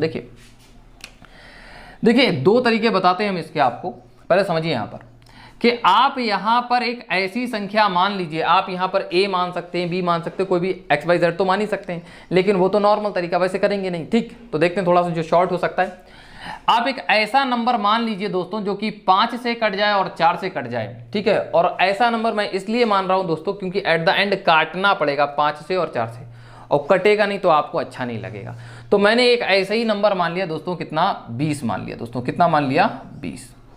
अब अगर मैंने 20 मान लिया तो आप देखिए 20 का 3/5 निकालना था मुझको, तो ये दोस्तों कितना आता दोस्तों, ये हमारा आता 12, ठीक है। लेकिन 20 का निकल कितना गया है हमारा 7/4। तो मैं इसकी बात करूंगा तो दोस्तों ये कितना हो गया दोस्तों, आपका 35 हो गया है। तो अब अगर मैं बात करूं कि इन दोनों में डिफरेंस कितना है, तो जैसे ही डिफरेंस की बात करेंगे तो ये डिफरेंस आएगा वो आ जाएगा आपका कितना, देखिए ये है आपका सही आंसर और ये है आपका क्या, गलत आंसर, ठीक दोस्तों, समझ लीजिएगा इसको, ठीक है। ये सही है और ये गलत है। तो देखिए डिफरेंस कितने का आ रहा है, तो डिफरेंस आ रहा है जाके आपका कितने का, 23 का, 23 का, 23 का डिफरेंस आ रहा है। 5 में से 2 जाएगा 3 और 3 में से 1 जाएगा कितना बचेगा 2, 23 का डिफरेंस आ रहा है। अब 23 जो है वो ज़्यादा आ रहा है, किस पर आ रहा होगा, इस पर ज़्यादा आ रहा होगा, क्योंकि सही आंसर क्या है हमारा 12, तो सही वाले से ही कंपैरिजन कराया जाएगा। तो कितना प्रतिशत निकलेगा, 12 से जैसे ही कैंसिल करना होगा। तो समझ लीजिए यहाँ पर आप एक तो काम क्या कर सकते हैं, देखिए बात को समझना है यहाँ पर क्या होगा कि 12 दूनी 24, अगर भाई साहब एक और होता, कितना होता दोस्तों, इसके अंदर एक और होता तो हमारा ये पूरा 200% बन जाता, लेकिन इसके अंदर एक की कमी है, तो बस उस एक की ही कमी को हम क्या कर लेंगे, देख लेंगे। वो हम किस तरह से करने वाले, हमने कहा कि माना ये कितना हो गया 200% हो गया, लेकिन ये एक कम है, मतलब कि देखिए 12 दूनी 24, दोगुना करेंगे ना तो 200 बनेगा जाके, एक कम है तो 1/12 कम है, 1/12 को परसेंटेज में बदलेंगे तो क्या आएगा दोस्तों, 8 सही 1/3%। तो दोस्तों ये कितना बनेगा जाके 191 होल 2/3%। तो हमारा इतने परसेंट का दोस्तों क्या आ जाएगा, ये चेंज आ जाएगा। उम्मीद करते हैं दोस्तों आपके समझ में आया होगा। अब मैं आपको एक दूसरा तरीका बताता हूँ, ठीक देखिए समझिए, यहाँ पर आप इसको हमेशा इस तरीके से निकालिएगा। जो आपका सही वाला आंसर है वो क्या है, ये है। आपको इसी से कंपैरिजन करनी होगी, और करनी किसकी होगी, इसकी करनी होगी। इसकी क्या मतलब कि डिफरेंस की करनी कंपैरिजन। तो देखेंगे, समझेंगे। तो एक जगह आपको रखना है राइट, राइट से कंपैरिजन करना, RIGHT right, and wrong WRONG wrong, right and wrong लिख लिया, ठीक है। तो राइट वाला जो आंसर है वो क्या है आपका 3/5 है, 3/5। अब आप यहां पर किसी भी संख्या से क्या मल्टीप्लाई कर रहे होगे, और जो यहां पर संख्या होगी वही यहां पर संख्या होगी। तो क्या रॉन्ग वाला क्या है 7/4 है, वही क्या होगा यहां पर भी होगा। तो देखिए नंबर है ये मैंने मान लिया A है, A ले लिया। तो देखिए जो भी होगा वो क्या होगा, हमेशा कैंसिल होगा। तो आपको कुछ करने की ज़रूरत नहीं है, लिखने की ज़रूरत नहीं है, क्योंकि ये तो हमेशा ही कैंसिल हो ही जाएगा, ठीक है दोस्तों, समझ लीजिएगा, हमेशा क्या हो जाएगा, कैंसिल हो जाएगा। तो आप क्या करिए यहाँ पर कि 5 का गुणा इसमें कर दीजिए और 3 का इसमें करेंगे, तो दोस्तों कितना हो जाएगा, ये हो गया 35, और ये दोस्तों कितना हो जाएगा नीचे 12। तो अब मैं आपसे पूछूं कि सही आंसर कितना है, तो आप बताओगे 12, और गलत आंसर कितना है दोस्तों, बोलोगे 35 है। तो अब मैं आपसे पूछता हूं कि कितने प्रतिशत का चेंज है। तो चेंज की जो हम बात करेंगे तो आप बोलेंगे कि चेंज जो है वो टोटल कितना 23 का है, कितने का है 23 का। अब ये जो 23 का चेंज है वो है किस पर, 12 पर। तो 23/12, 23/12 को सॉल्व करेंगे कुछ इसी तरीके से, तो आ कितना जाएगा 191 होल 2/3%। उम्मीद करते हैं ये चीज़ आपके समझ में आ गई होगी। चलिए हम लोग नेक्स्ट क्वेश्चन की साइड में बढ़ते हैं और कुछ इसी तरह से करेंगे। हाँ दोस्तों, ये है क्वेश्चन नंबर हमारा 15। क्वेश्चन नंबर 15 क्या कहता है, एक छात्र ने एक संख्या को 5/3 के बजाय 3/5 से गुणा कर दिया, ठीक है, 3/5 से गुणा कर दिया। उसके उत्तर में गलती प्रतिशत ज्ञात कीजिए, कि जितने परसेंट की उसमें गलती हुई है वो हमको बताना है दोस्तों, समझते हैं। देखिए दोस्तों, हमने आपको बताया कि जो हमको कंपैरिजन करनी पड़ती है वो किससे करनी पड़ती है, राइट से, और किसकी करनी पड़ती है, रॉन्ग की, WRONG रॉन्ग की। मतलब कि कितना रॉन्ग हुआ है वो तो अभी हम बाद में निकालेंगे दोस्तों, समझिए यहाँ पर।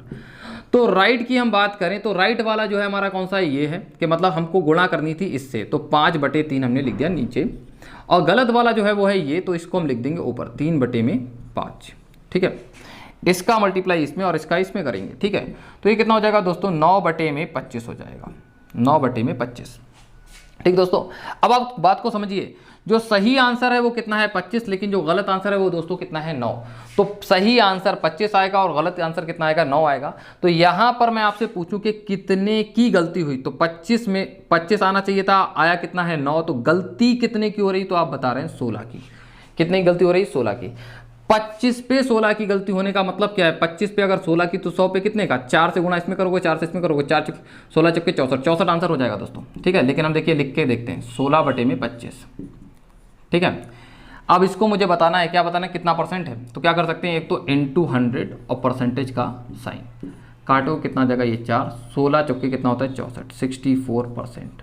और दूसरा मैंने आपको तरीका बताया है कि 25 पे अगर 16 है तो 100 पे कितना होगा, 4 से इसमें गुणा करोगे, 4 से इसमें करोगे तो 64 आ जाएगा डायरेक्टली। ऐसे भी कर सकते हैं, ठीक है दोस्तों, समझ में आया होगा। नेक्स्ट क्वेश्चन की साइड में बढ़ते हैं दोस्तों, क्वेश्चन नंबर 16, ठीक है।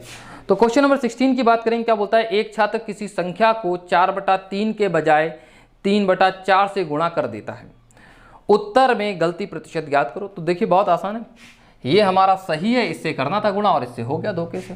तो सही वाले से कंपैरिजन करेंगे तो नीचे लिखना पड़ता है उसको। तो सही क्या है 4/3 और गलत क्या है 3/4, ठीक है दोस्तों। इसका गुणा इसमें और इसका इसमें करेंगे तो दोस्तों कितना हो जाएगा, ये 16 हो जाएगा, और ये कितना हो जाएगा दोस्तों 9 हो जाएगा, 16/9। अब अगर मैं बात करूं कि 16 पर, ये 16 सही आंसर है और गलत आंसर कितना है 9, तो गलती कितने की हुई, टोटल 7 की हुई है। कितने की हुई दोस्तों, 7 की। अब हम बात कर लेते हैं यहाँ पर कि 7/16 ये कितना प्रतिशत बनेगा, कल ही बता रखा है मैंने आपको। अगर ये 16 है, देखिए एक तो हम मल्टीप्लाई इंटू 100 परसेंटेज का साइन लगा के तो कर ही सकते हैं, लेकिन हमें सीखना है दूसरा तरीका। देखिए समझ लीजिए यहाँ पर कि अगर ये 16 का आधा होता, मतलब कि 8, तो 50% हो जाता, लेकिन ये इस 8 से 1 कम है, तो 50% तो हमारा आंसर होता, लेकिन जो 1 कम है उसकी वजह से आंसर होगा थोड़ा कम। तो मतलब कि 1/16 कम होगा। 1/16 का मतलब क्या होता है, 6 सही 1/4%। देखिए हम लिखेंगे नहीं, ये सारे के सारे काम दिमाग में हो जाते हैं। तो माइनस करेंगे तो कितना हो जाएगा दोस्तों, 43 होल 3/4% दोस्तों, ठीक है। उम्मीद करते हैं सही से समझ में आपके आया होगा, ठीक है। चलिए नेक्स्ट क्वेश्चन की साइड में बढ़ेंगे। हाँ दोस्तों, ये है हमारा क्वेश्चन नंबर 17। देखते हैं क्वेश्चन नंबर 17 हमसे क्या कहता है।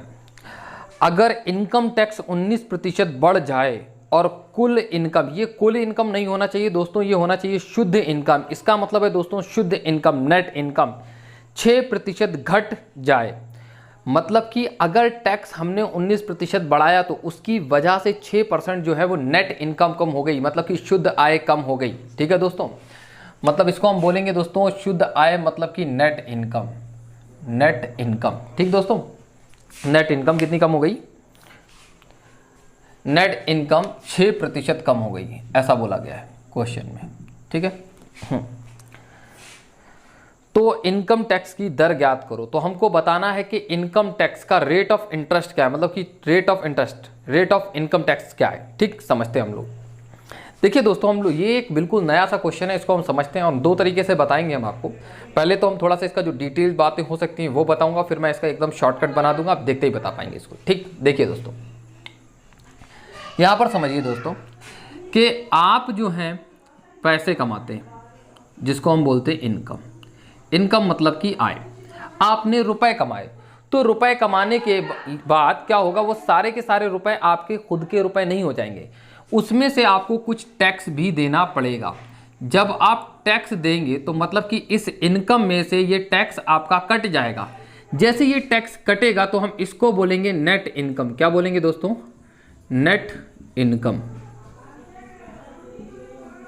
इसको हम बोलेंगे नेट इनकम। ये जो बनेगा जाके, ये बनेगा जाके हमारी शुद्ध आय, मतलब कि जो हमारी जेब में जाने वाली है, जो हमारी आय है, इसको हम बोलते हैं शुद्ध इनकम। अब मेरे दोस्तों एक बात समझिए कि अगर मैं कहूं कि मैं टैक्स को बढ़ाता हूं, कि मतलब जो भी टैक्स का जो रेट है, मतलब समझना, पहले मैं 10% टैक्स देता था, तो अगर मैं 20% टैक्स देने लग जाऊं, मतलब 10% हमारा टैक्स ज़्यादा हो गया, तो हमारे पास से, हमारी जेब से जो है वो टैक्स ज़्यादा जा रहा होगा। जब टैक्स ज़्यादा जा रहा होगा तो इस इनकम में से ज़्यादा कम होगा, तो ये जो नेट इनकम होगी वो ऑटोमेटिकली दोस्तों क्या होगी? ये कम होगी। मतलब कि अगर आप टैक्स को इंक्रीज करेंगे तो नेट इनकम दोस्तों क्या होगी? कम होगी। इस बात को थोड़ा सा और समझते हैं हम लोग इस तरह से दोस्तों। ये हमने लिख लिया यहाँ पर इनकम। अब इनकम को मैंने यहीं लिखा रहने दिया, टैक्स को मैं इधर ले आया, तो इसका मतलब दोस्तों क्या होगा? ये बनेगा जाके हमारा नेट इनकम प्लस का टैक्स। दोस्तों समझ लीजिए, यहाँ पर देखिए टैक्स जब इस साइड में जाएगा तो किसका हो जाएगा? प्लस का हो जाएगा, नेट इनकम। ये शॉर्ट में लिख दिया मैंने। अब यहाँ पर समझिए यहाँ पर दोस्तों कि इनकम जो है वो आपकी क्या है? कांस्टेंट है।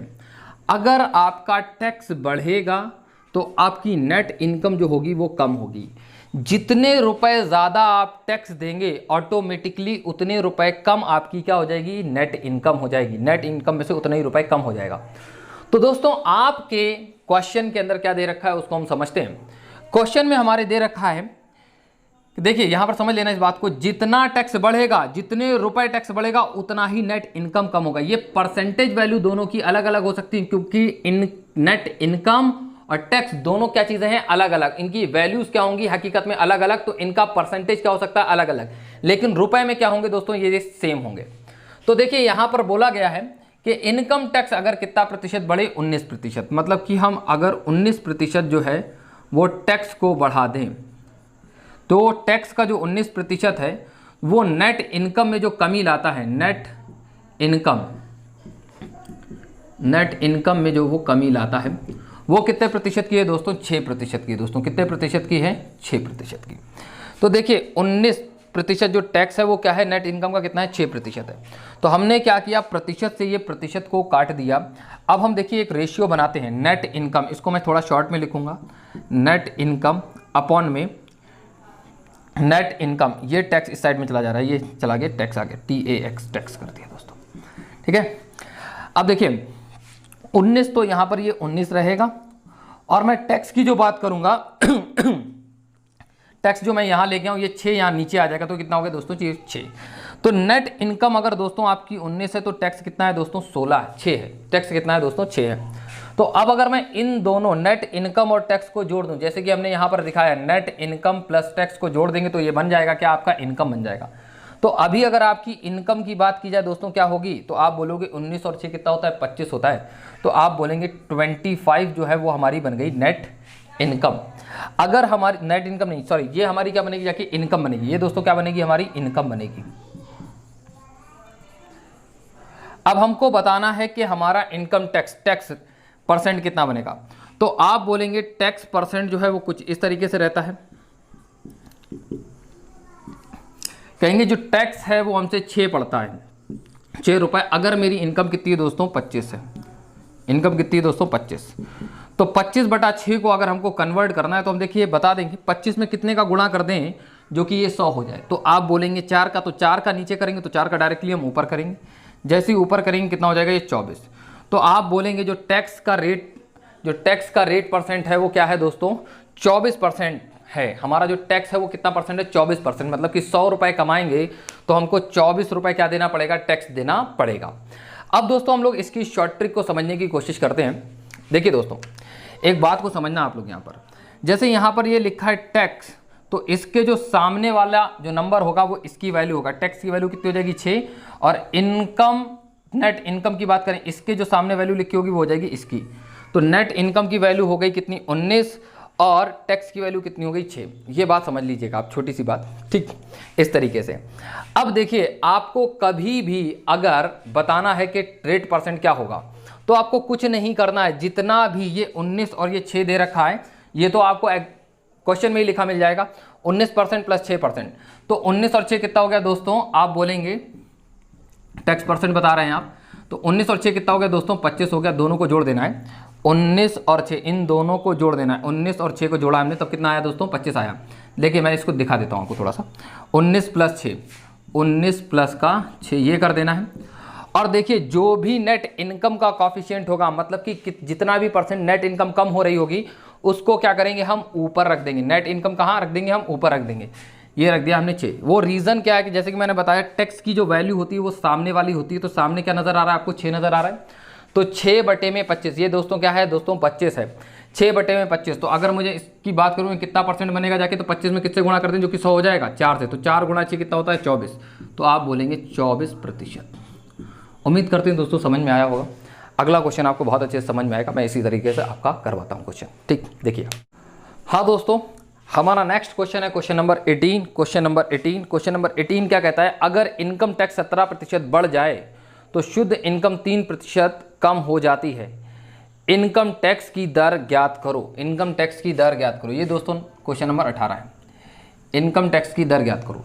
जैसा कि दोस्तों मैंने अभी कुछ देर पहले आपको बताया है, निकालने का तरीका ये है कि जो भी ये दे रखा हो आपको 17, और ये कितना दे रखा है 3, 17 और 3 दोनों को जोड़ देंगे, कितना हो जाएगा दोस्तों, 20, ठीक है।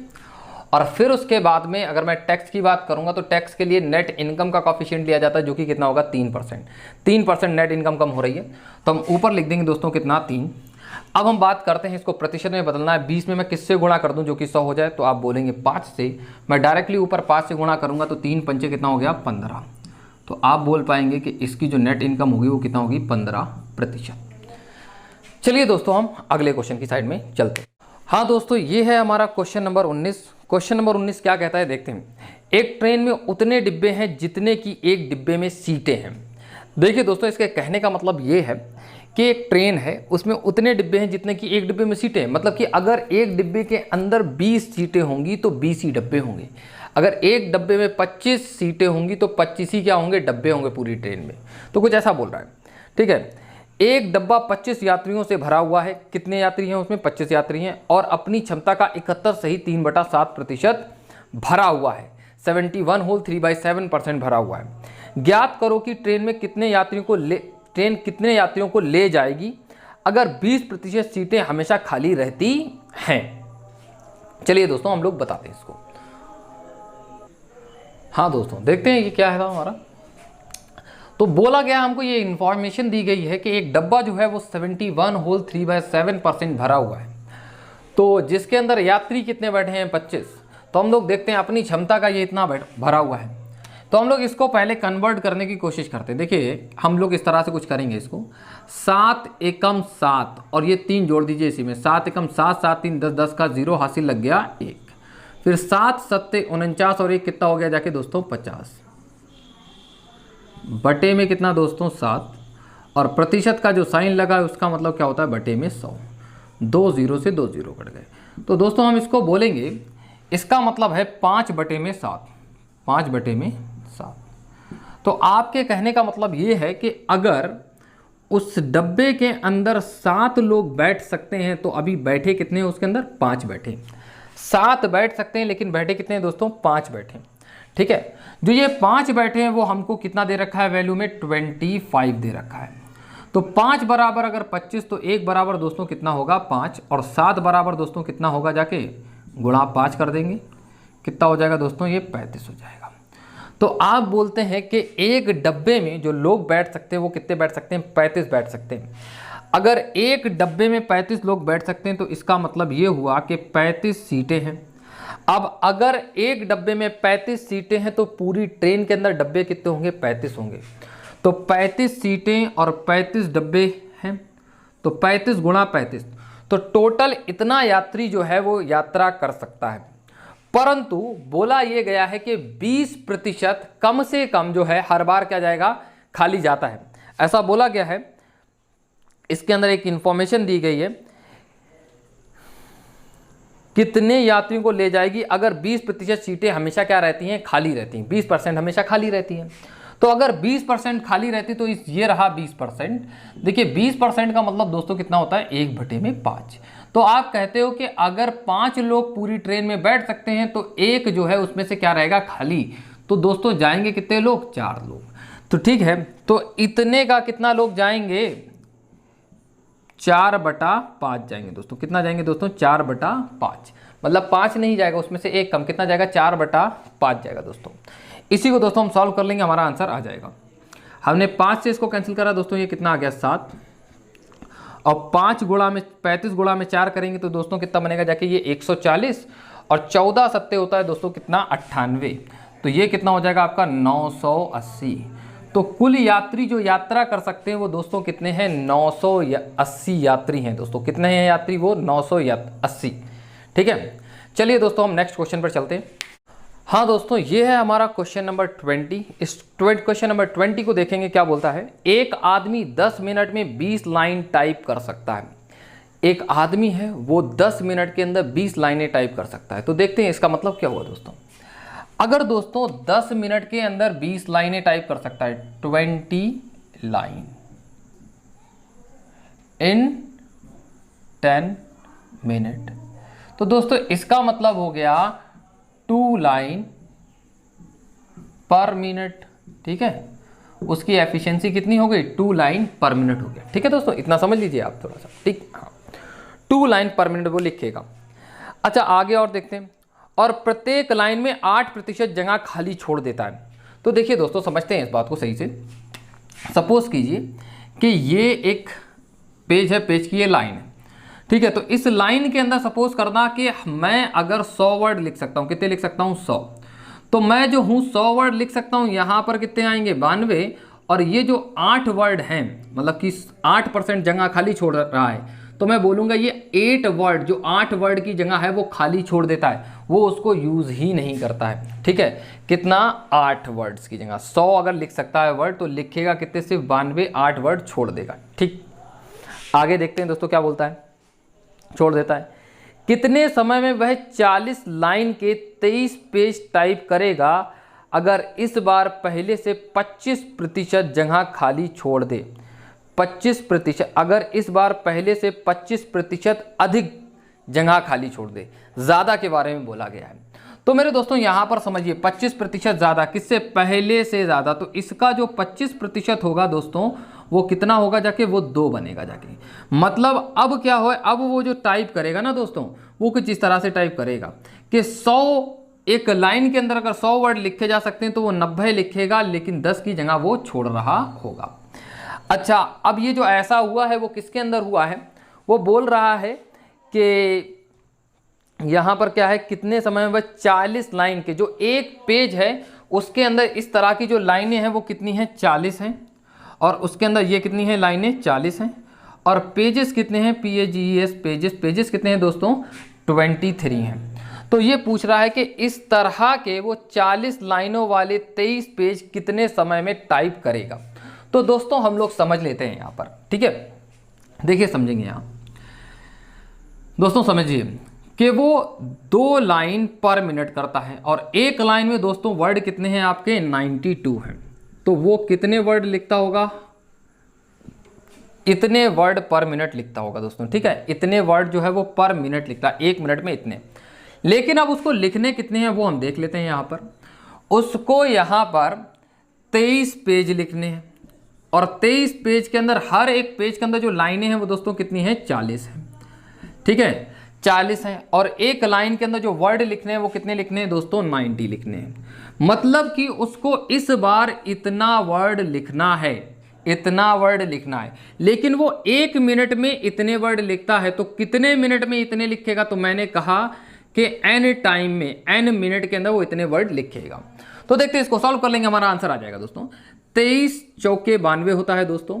और ये दोस्तों कितना हो गया 4 दूनी 8, 8 पंचे 40, ये कितना हो गया 5।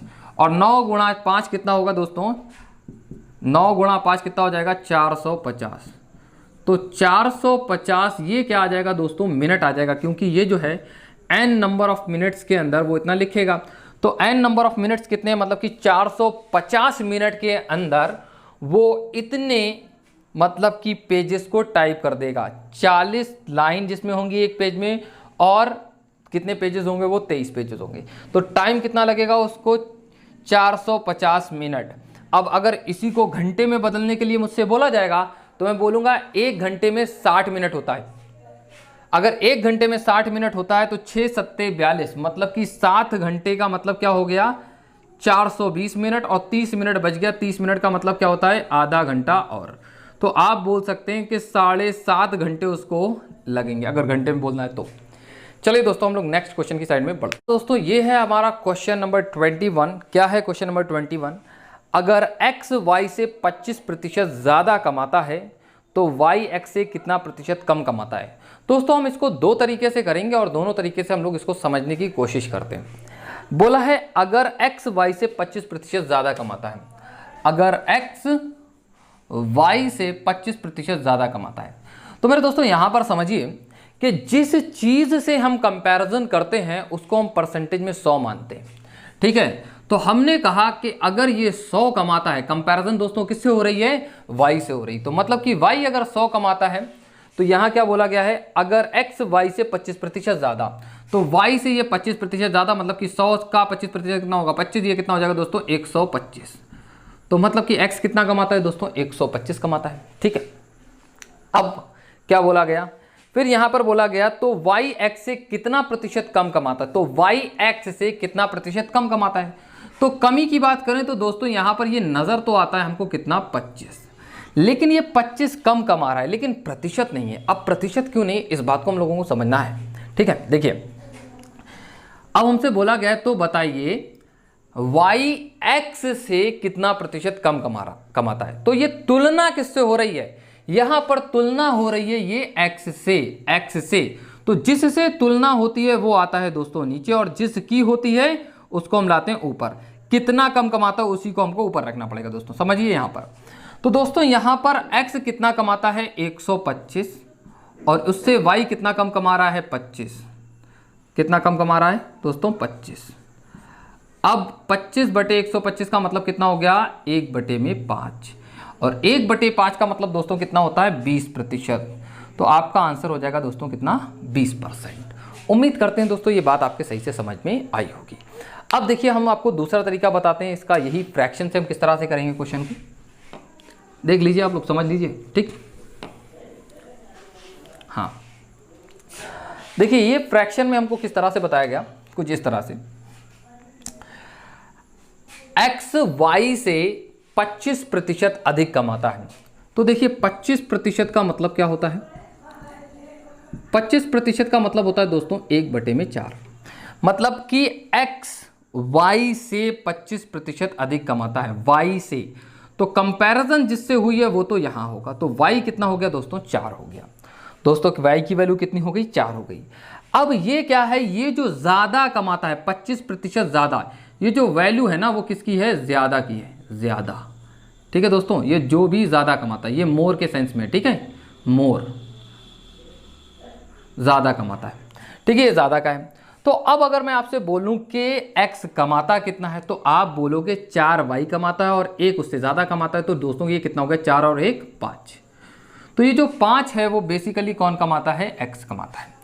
अब देखिए यहाँ पर ऐसा बोला गया कि बताएं कि y x से कितना प्रतिशत कम कमाता है। तो x से जो अब तुलना होगी दोस्तों वो किससे होगी, x से होगी।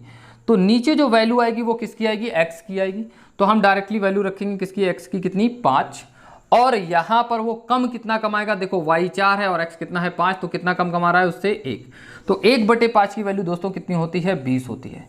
तो आप बोलोगे 20%। उम्मीद करते हैं दोस्तों आपके सही से समझ में आया होगा। अब देखिए यहाँ पर ये चीज़ें जो है सारी हवा में हो जाती हैं। वो कैसे हो जाती हैं, 1/4 है। अब बोला कि x ज़्यादा कमाता है तो x की वैल्यू क्या हो जाएगी, 1 इसमें जोड़ दिया, कितना हो गया 1 और 4 कितना हो गया 5। 1/5 की वैल्यू कितनी होती है, 20%। 20% क्या हो जाएगा आपका आंसर। 1 को डायरेक्टली बस 4 में जोड़ना था, 1 और 4 कितना हो गया दोस्तों, 5 हो गया। 1/5 की वैल्यू कितनी होती है, 20%। तो 20% आपका आंसर हो गया। चलिए देखते हैं दोस्तों नेक्स्ट क्वेश्चन। हाँ दोस्तों, ये है हमारा क्वेश्चन नंबर 22। इसको हम कुछ उसी तरह से देखते हैं दोस्तों, समझते हैं। अब क्या बोला गया है देखते हैं इसके अंदर। ये बोला गया क्वेश्चन नंबर 22 में, अगर किशन की आय राधा से 16.2/3% कम है। 16.2/3% कम है किशन की आय राधा की आय से। तो देखते हैं दोस्तों इसका मतलब क्या हुआ, 1/6। अगर किशन की आय राधा की आय से, देखिए समझिए यहाँ पर, तो जिससे तुलना हो रही वो तो नीचे होगा। तो तुलना किससे हो रही है, राधा से। तो राधा की आय से किशन की आय कितना कम है, 1। तो राधा की कितनी होगी दोस्तों, 6। तो किशन की कितनी होगी दोस्तों, यहाँ पर 5 होगी। इस तरह से कर सकते हैं आसानी से, ठीक दोस्तों, ठीक। अब हम आज चलते हैं थोड़ा सा आगे। फिर क्या बोला गया है, कम है तो राधा की आय किशन की आय से कितना प्रतिशत ज्यादा है। अब हमसे बोला गया तो बताइए राधा की आय किशन की आय से कितना प्रतिशत ज्यादा है। तो देखिए राधा की आय कितना ज़्यादा नज़र आ रही है हमको दोस्तों, 1 नज़र ज़्यादा आ रही है। अब एक जो ये ज़्यादा है किससे ज़्यादा है, किशन की आय से। तो तुलना हम किशन की आय से कर रहे हैं, तो यहाँ पर क्या आएगा दोस्तों, 5। तो 1/5 का मतलब क्या होता है दोस्तों, 20%। उम्मीद करते हैं दोस्तों अच्छे से आपके समझ में आया होगा। आप लास्ट क्वेश्चन को भी कुछ इस तरह से कर लेंगे तो आपका ईजिली हो जाएगा। चलिए देखते हैं दोस्तों नेक्स्ट क्वेश्चन। हाँ दोस्तों, ये है हमारा क्वेश्चन नंबर 23। क्वेश्चन नंबर 23 क्या बोलता है, P Q से 6 गुना है। P Q से 6 गुना है। तो Q अगर दोस्तों कितना है, 1, तो ये P इसका 6 गुना है। तो 1 का 6 गुना दोस्तों कितना होता है, 6 होता है, ठीक। फिर आगे क्या बोलता है, तो Q P से कितना प्रतिशत कम है। तो Q P से कितना प्रतिशत कम है। तो पहले तो समझ लेते हैं कितना कम है दोस्तों, कितना कम है, 5 कम है। अब तुलना किससे करने को कही गई है, ये बड़ा इंपॉर्टेंट है। तो Q P से, किससे, P से, तुलना बोली गई है P से करने के लिए। कितना कम है दोस्तों, 5। तो 5/6 कम है। इसको मुझे प्रतिशत में बदलना है, तो मैं इंटू 100 और प्रतिशत का साइन लगा लूँ चाहे, या तो मैं आपको बोल दूँ, कल मैंने आपको 5/6 का सिखाया था। मतलब कि इसमें 1/6 कम है, मतलब कि अगर इसके अंदर 1 और होता तो मतलब ये 6/6 मतलब कि 1 हो जाता, मतलब कि 100%। तो आप बोल रहे हो 1/6 कम है। 1/6 की वैल्यू कितनी होती है, 16 से 2/3%। 16 से 2/3% आप 100 से घटा दीजिए, तो आपका जो आंसर आ जाएगा कितना आ जाएगा, 83 होल 1/3%। उम्मीद करते हैं दोस्तों समझ में आया आपके, और नहीं आया तो आप गुणा कर लीजिए, आपका यही आंसर आ जाएगा। चलिए दोस्तों हम अगले क्वेश्चन की साइड में बढ़ते हैं। हाँ दोस्तों देखते हैं क्वेश्चन नंबर ये हमारा कितना है, क्वेश्चन नंबर है ये हमारा 24। क्वेश्चन नंबर 24 है दोस्तों ये हमारा। क्वेश्चन नंबर 24 क्या कहता है, किसी स्कूल में 60% छात्र लड़के हैं और लड़कियों की संख्या 972 है। दोस्तों समझिए एक स्कूल है, तो स्कूल के अंदर ये अंडरस्टूड माना जाता है कि लड़के और लड़कियां ही होंगे, ठीक है। तीसरे जेंडर की बात नहीं हो रही दोस्तों, ठीक है, ध्यान रखना, ठीक। थर्ड जेंडर की बात नहीं हो रही है। तो यहाँ पर जो है लड़के होंगे और लड़कियां होंगी। तो बॉयज़ की बात की गई है, लड़के की, मेल की, तो वो 60% है। तो स्कूल के अंदर तो टोटल 100% लोग होंगे, तो बाकी बचे हुए कौन होंगे, गर्ल्स होंगे, वो कितना परसेंट हो जाएंगे, 40%। तो 40% गर्ल्स हैं। तो 40% गर्ल्स जो दे रखे हैं वो कितने दे रखे हैं, 972। अब 40 की वैल्यू हमको 972 दे रखी है, तो और हमको बताना किसकी वैल्यू है दोस्तों, बॉयज़ की। नंबर ऑफ बॉयज़ कितने होंगे, लड़कों की संख्या कितनी होगी, तो हमको वैल्यू बतानी है दोस्तों। इसको बताने से पहले मैं आपको एक छोटी सी बात समझाना चाहूँगा कि देखिए, कभी अगर आपको इस तरह से दे रखा हो कहीं पर, देखिए समझना इस बात को सही से, कि कहीं दे रखा है हमको 40 और दूसरी जगह हमको दे रखा है कितना 60, और हमको दे दिया जाए इस तरह से, ये 40 की जो वैल्यू है वो यहाँ पर कितनी है आपकी 92 है। अगर 92 नहीं, मैंने यहाँ पर बोला सिर्फ 12 है, कितनी है दोस्तों 12 है, तो आपको 60 की वैल्यू बतानी है। तो इस बात को सही से समझ लीजिएगा आप इसको ऐसे करके सोचिए कि अगर आप इसको 2 से काट दें तो दोस्तों कितना आ जाएगा 20 आ जाएगा, और 2 से आपने इधर भी काट दी, कितना हो जाएगा दोस्तों, ये 6 हो जाएगा। मतलब कि 40 की वैल्यू अगर दोस्तों 12 है तो 20 की वैल्यू कितनी हो जाएगी, 6 हो जाएगी। ठीक है दोस्तों, और अगर 20 की वैल्यू ये है तो अब हमें 60 की वैल्यू बतानी है। तो बताओ मैं 20 को 60 बनाने के लिए किससे गुणा कर दूं, आप बोलेंगे 3 से। मैं इसमें किसका गुणा करूंगा, 3 से। जैसे ही 3 से गुणा करूंगा दोस्तों कितना हो जाएगा, ये 18 हो जाएगा। तो दोस्तों हम इस तरह से भी अपनी कैलकुलेशन को क्या कर सकते हैं, ईजी कर सकते हैं। तो हम यही करेंगे इस क्वेश्चन के अंदर और बहुत आसानी से बताने की कोशिश करेंगे। चलिए देखते हैं दोस्तों। देखिए यहां से हम लोगों को समझ में ये आता है कि भाई देखो 20 दोनों के ही अंदर है, तो हम ऐसे कर लेते हैं कि भाई साहब मैंने इसको काटा किससे 2 से, तो कितना आ जाएगा दोस्तों यहाँ पर 20। तो 20% बराबर दोस्तों ये कितना बनेगा जाके हमारा, कैंसिल करते हैं हम 2 से इसको, 2 चौके 8, 2 अट्ठे 16, 2 छंग 12। ठीक है, यही बनेगा जाके हमारा। ठीक है, इतना ही हो गया। अब ये 20% की वैल्यू है। अब अगर हमको 60% की वैल्यू चाहिए तो हम क्या करेंगे, इसमें 3 का गुणा करेंगे। जैसे ही 3 का गुणा करेंगे ये 60 हो जाएगा, और इधर भी ये जो वैल्यू चाहिए हमको वो आ जाएगी। तो 3 से गुणा कर देते हैं हम इसमें, 3 छंग 18, 18 का दोस्तों कितना 8, हासिल लग गया 1। 48 यहाँ दोस्तों कितना होता है 144, और एक कितना हो गया 145, 145। ठीक है, उम्मीद करते हैं दोस्तों ये आपके समझ में आ गया होगा। कितना 1458 हमारा आंसर हो गया, 1458 हमारा आंसर होगा। चलिए दोस्तों हम लोग अगले क्वेश्चन की साइड में बढ़ते हैं। हाँ दोस्तों, ये है हमारा क्वेश्चन नंबर 25 के बारे में जानते हैं। एक छात्र 25% अंक लाकर 210 अंकों से फेल हो जाता है। तो इसके कहने का मतलब समझिए दोस्तों, ये कह रहा है ये कि एक लड़का है जिसके 25% मार्क्स आते हैं और वो कहता है भाई साहब मैं 210 अंकों से फेल हो गया। तो इसके कहने का मतलब ये हुआ कि अगर उसके 210 अंक और आते तो दोस्तों वो पास हो जाता है। तो मैं इसी को बोलूंगा पासिंग मार्क्स। क्या बोलूंगा दोस्तों, पासिंग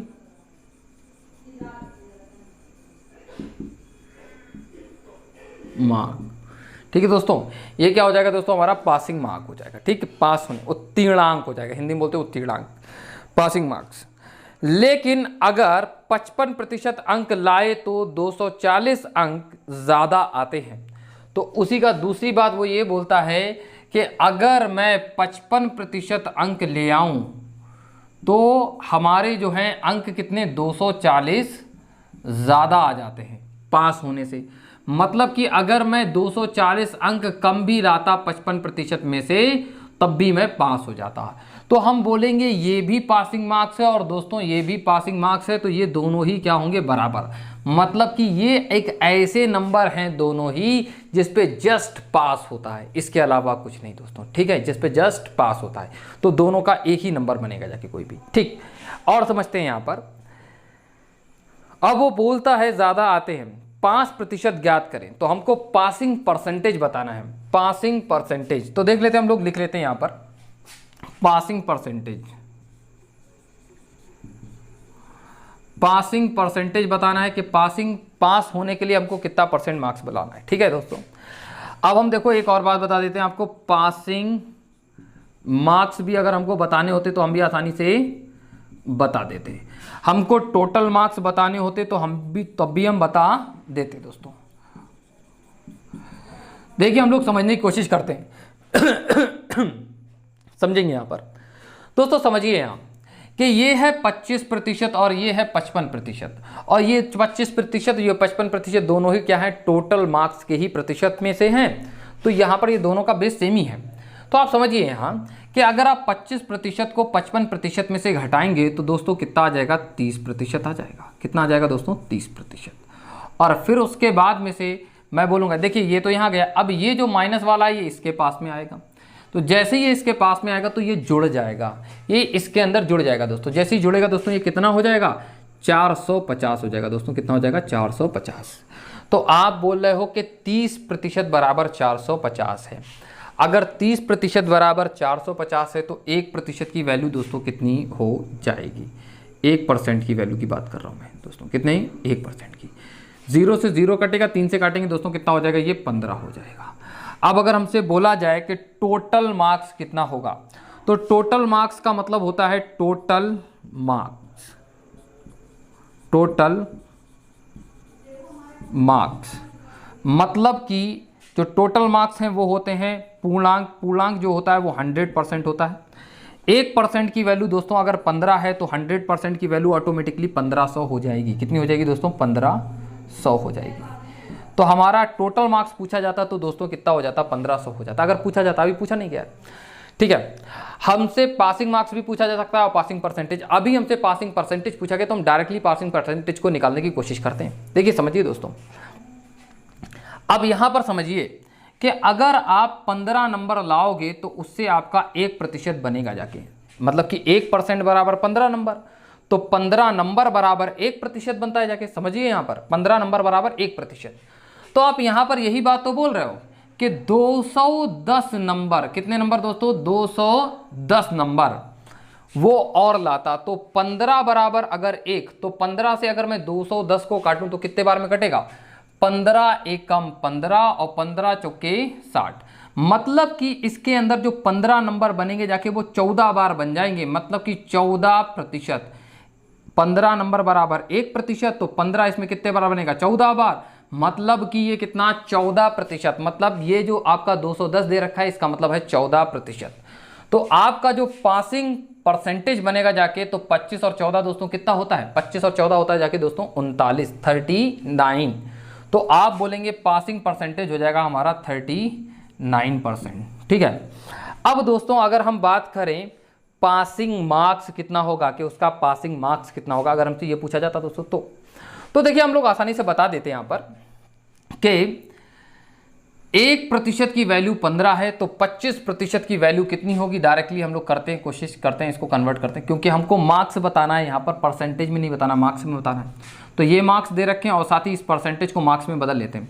1% बराबर 15, तो 25% बराबर कितना हो जाएगा, तो 15 गुणा 25 करेंगे हो जाएगा जाके कितना, 375, 375, 375 और 210 कितना हो जाएगा दोस्तों, 585, 585 हो जाएगा। 585 क्या होता है दोस्तों, हमारा पासिंग परसेंटेज होता है। और टोटल मार्क्स कितना है हमारा, 1500 है। उम्मीद करते हैं दोस्तों ये बात आपके समझ में आई होगी। हम अगले क्वेश्चन की साइड में हाँ दोस्तों, ये है हमारा क्वेश्चन नंबर 26। एक छात्र 36% अंक प्राप्त करके 32 अंकों से फेल हो जाता है। मतलब देखिए समझिए यहाँ पर, इसके कहने का मतलब है कि एक स्टूडेंट है जिसके 36% मार्क्स आते हैं और फिर भी वो फेल हो जाता है। तो कहता ये है कि वह 32 अंकों से फेल हो गया, मतलब कि अगर उसके 32 नंबर और आ जाते तो वो पास हो जाता। तो हम बोलेंगे इसको, ये क्या है हमारा पासिंग मार्क,